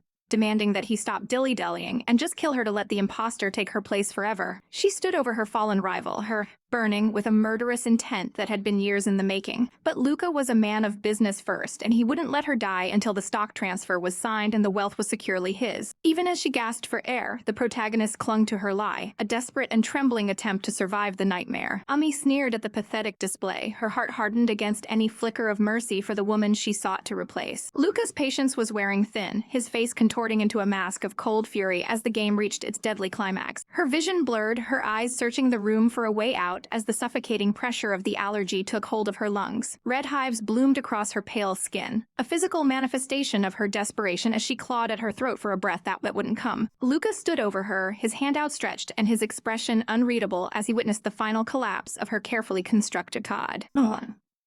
The suffocating pressure in the room was thick enough to choke as the truth began to unravel, leaving the imposter cornered like a trapped animal. The man's eyes narrowed with a murderous aura, demanding to know if she had dared to spin a web of lies right to his face. Desperation clawed at her throat as she shrieked that she truly was Lily Larry, her hands trembling as she tried to maintain the crumbling facade. With a chilling calmness, he presented a plate of pudding, the sweet scent masking a deadly trap designed to expose her once and for all. He commanded her to eat it, his voice sharp blade that left no room for refusal. Her heart hammered against her ribs as she stared at the dish, her fingers shaking so violently the plate rattled in her grasp. Seeing no escape, she steeled her resolve, declaring she would prove her identity even if it cost her life. The room fell into a heavy silence as she forced the food down, every swallow a gamble with fate. She finished the last bite, her eyes searching for the familiar sting of an allergic reaction that never came. Confusion turned to pure terror as she realized her body wasn't failing her, while the man's voice boomed through the room, ordering the guards to lock away the wretched fake. He wouldn't tolerate a fraud in his presence, his expression void of any human warmth as he watched her struggle. She was dragged away, her screams for mercy echoing down the hall as she insisted she was the real one, but her words fell on deaf ears. Meanwhile, the red-haired woman on the sofa clutched her head in feigned agony, whispering apologies for her supposed mistake as she played her part to perfection. The man's demeanor shifted instantly to one of doting concern, offering her medicine and promising to personally handle the investigation while she rested. Little did he know, beneath her modest collar, the crimson spots of a faked iron bright, a secret triumph hidden behind a mask of fragility. Just the night before, under the cover of darkness on a secluded balcony, her handsome ally had laid out the scheme, explaining how he had replaced the chef to swap the peanuts for a different trigger she could control. She had listened with a sharp, calculating gaze, knowing this was the only way to infiltrate the lion's den. He had pressed a delicate necklace into her palms, a beautiful ornament that hid a microscopic camera to serve as her lifeline in the coming storm. Wearing it like armor, she vowed to gain the enemy's trust until they had nothing left to fear. Back in the present, a knock at the door signaled the next phase of the plan.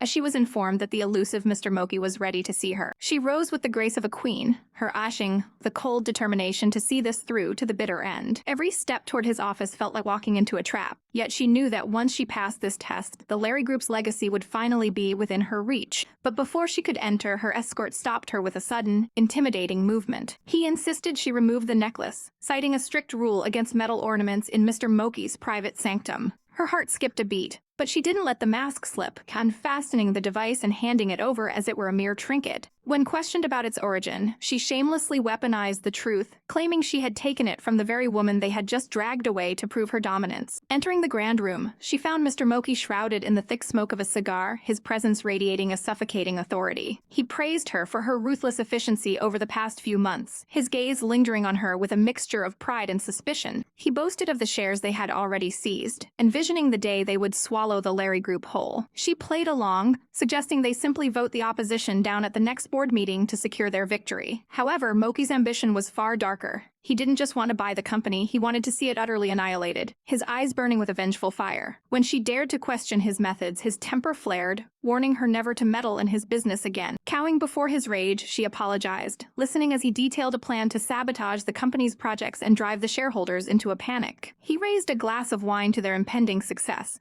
a celebratory gesture for a destruction yet to come. She drank with him, the liquid cold against her throat as the heavy silence of the room seemed to rumble with hidden threats. Setting the glass down, she excused herself, her mind already racing to her next move. As she walked away, Moki watched her with the predatory stillness of a hunter. Rejoining her escort in the hallway, she felt the weight of his gaze as he handed back her necklace. He warned her to work hard and avoid the half-hearted mistakes of those who came before her, a subtle threat wrapped in a command. Back in the office, Moki savored his wine, a special blend of peanut and vanilla that he took great pride in. The escort's expression turned grim as he revealed the true nature of the necklace. It was far too heavy, and he had found signs that it had been tampered with to hide a camera. They realized then that a mole was breathing down their necks, watching their every move from the shadows. A murderous aura filled the room as they plotted to unmask the traitor among them. Moki's face contorted into a mask of pure, unadulterated malice, his eyes wide with a crazed desire for revenge. He wanted more than just a company. He wanted to watch her parents' life's work down in spectacular flames, leaving nothing but ashes in his wake. The sprawling mansion stood as a testament to her lack of freedom, a gilded cage guarded by men whose loyalty belonged only to her captor. When she demanded to know why they dared to block her path,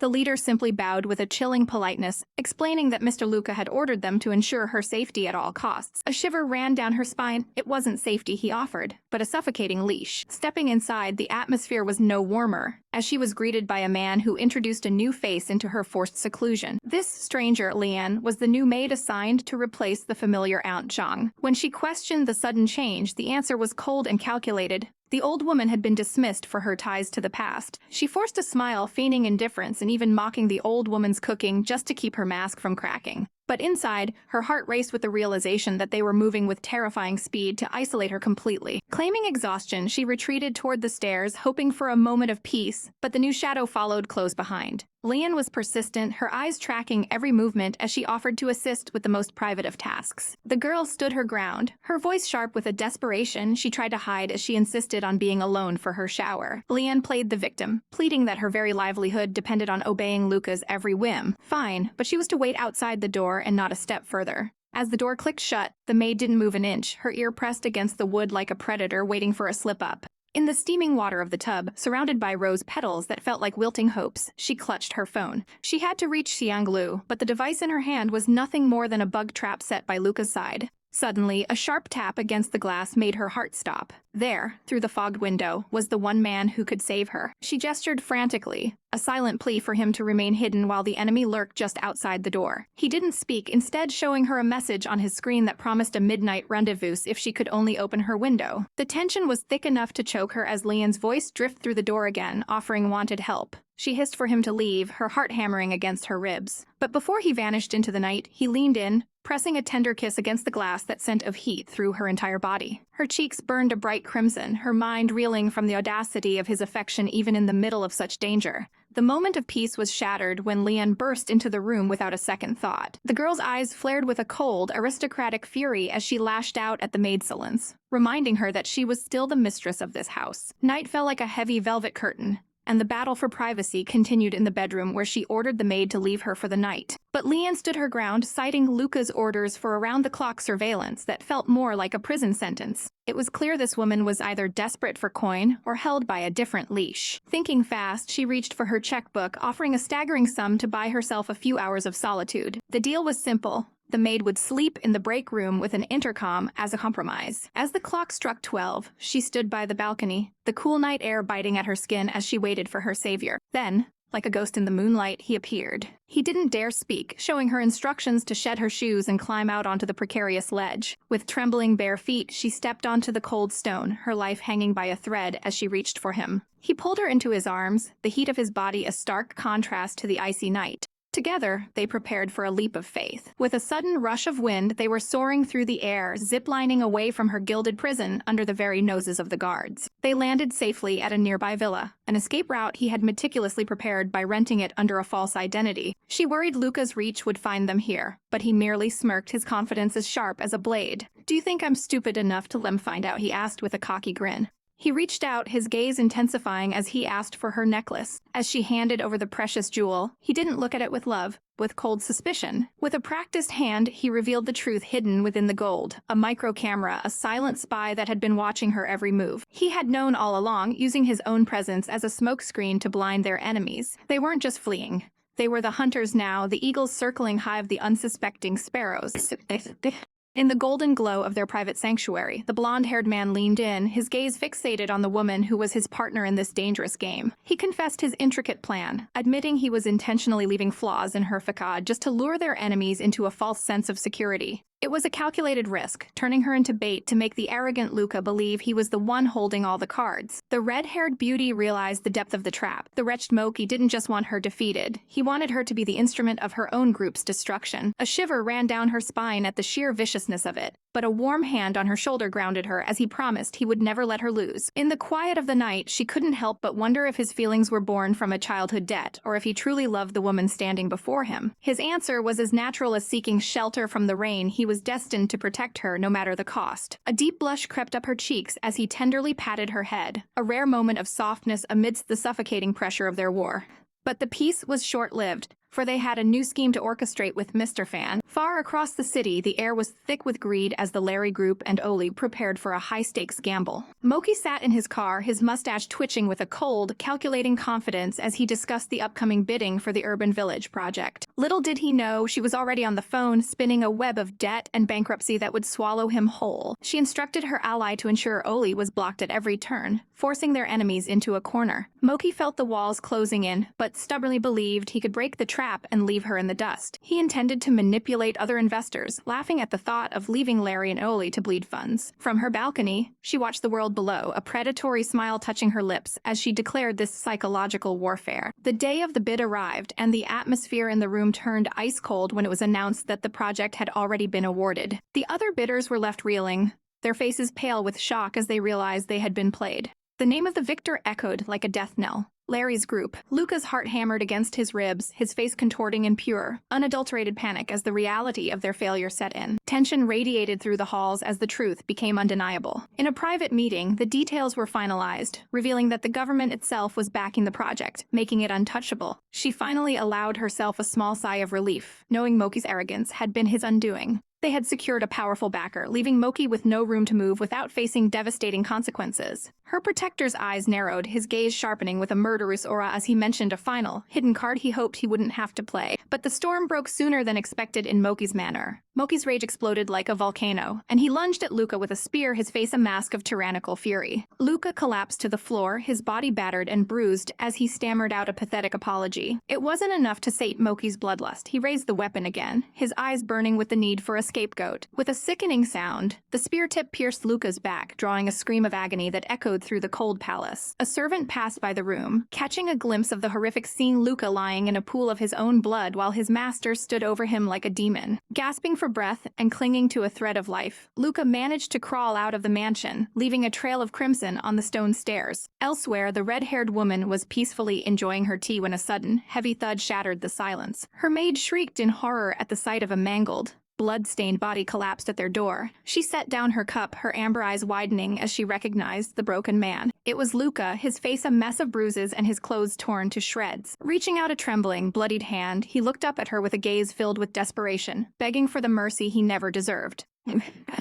The physician's voice was grave as he detailed the sheer number of wounds covering the missing man's body, noting that while none were fatal, the sheer volume of injuries would keep him bedridden for days. He left Susan with a stern warning to keep the patient still, lest his wounds reopen and bleed the life him right there in the bedroom. A low groan finally broke the silence of the sick room as the silver-haired man's eyes fluttered, his body trembling with the effort of returning to the waking world. Susan watched him with a mixture of pity and suspicion, her heart racing as she urged him to stay down, reminding him that the doctor's orders were absolute for his survival. He looked up at her, his gaze hazy but filled with a strange recognition, asking just how long he had been lost to the darkness of sleep. Susan explained that his body was weak but stable, though her curiosity looked like a fever as she pressed him for the truth of how he had ended up in such a wretched state. A bitter smile touched his lips as he claimed his condition was all thanks to her, a statement that sent a jolt of shock through her entire being.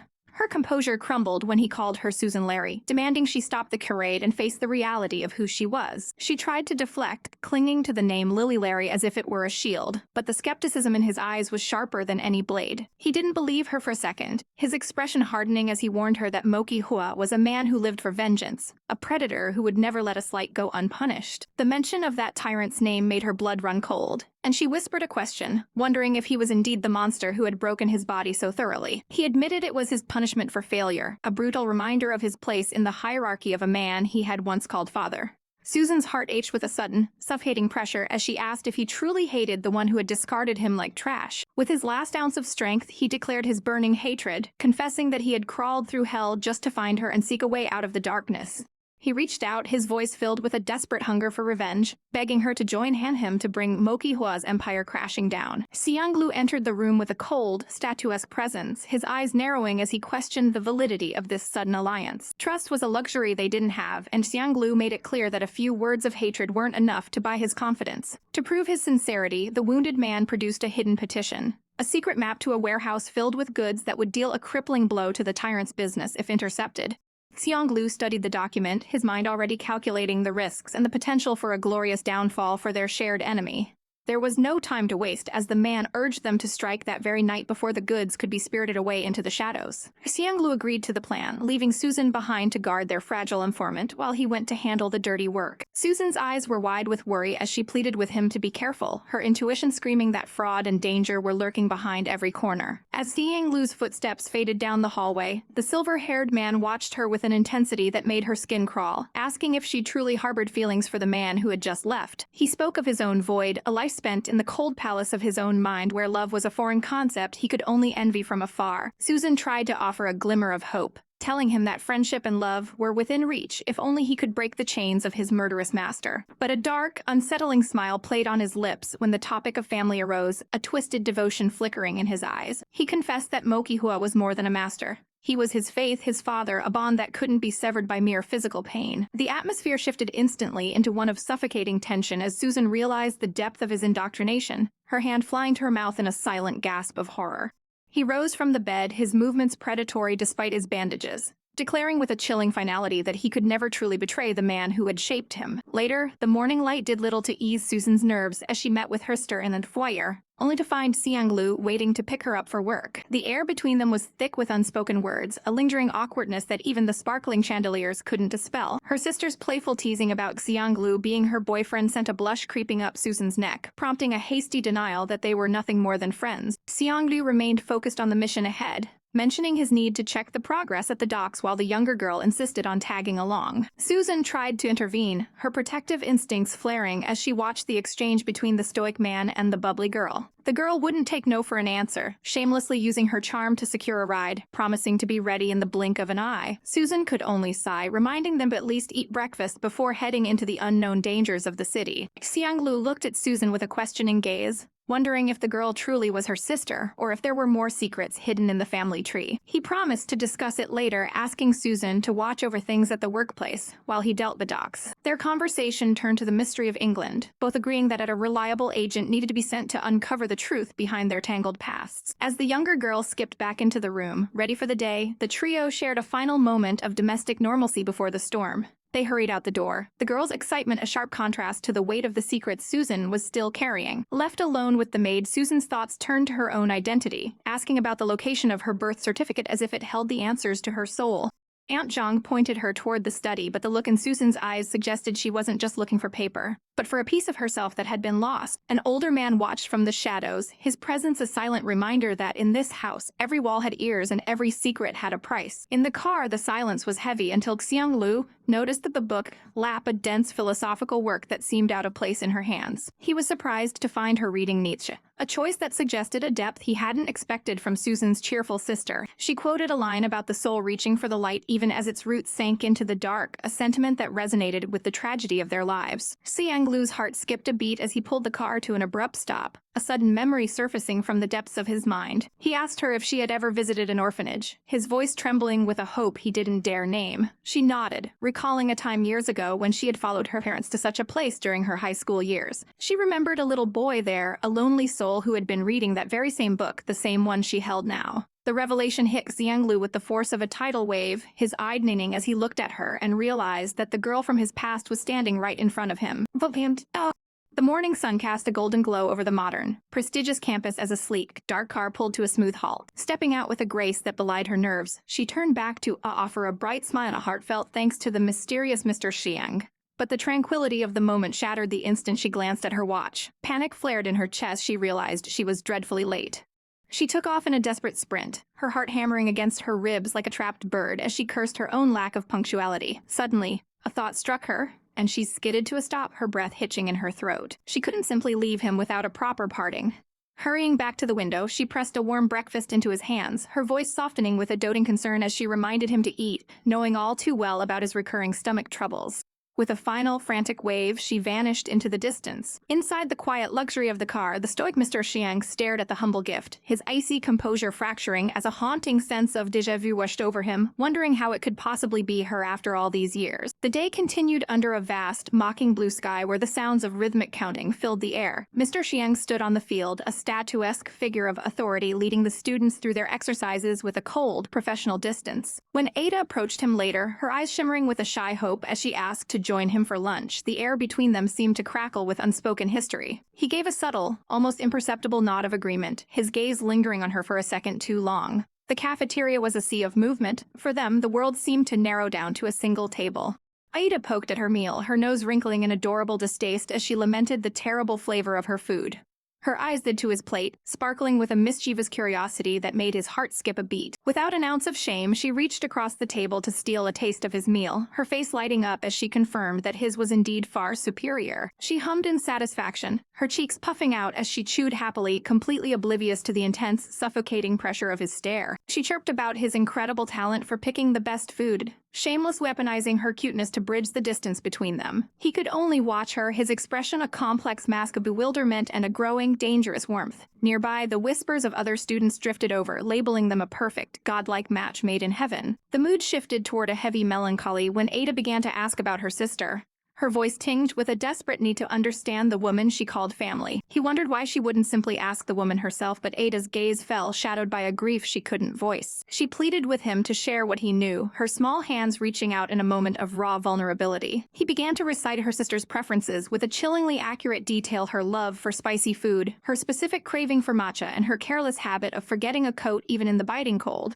Ada was stunned. But before she could press further, a sudden violent collision sent a tray flying. Food splashed across her dress in a humiliating mess, leaving her trembling in shock as the perpetrator offered frantic, hollow apologies. She stood there, the damp fabric clinging to her skin, her eyes welling with tears as she realized she had classes to attend and nothing to wear. Sensing her distress, the protective aura of Mr. Xiang suddenly enveloped her. He draped his own heavy coat over her shoulders, his touch firm and grounding as he insisted on driving her home to change. She followed him out of the hall, feelingly small and shielded under the weight of his scent. When she finally arrived at the grand, silent manor, her sister was already there, having prepared a lavish spread of Ada's favorite dishes as a surprise. Yet, the atmosphere turned toxic the moment her sister's eyes landed on the masculine coat draped over the chair. A dark jealousy flickered in the red-haired woman's gaze as she questioned where the garment come from, her voice sharp with suspicion.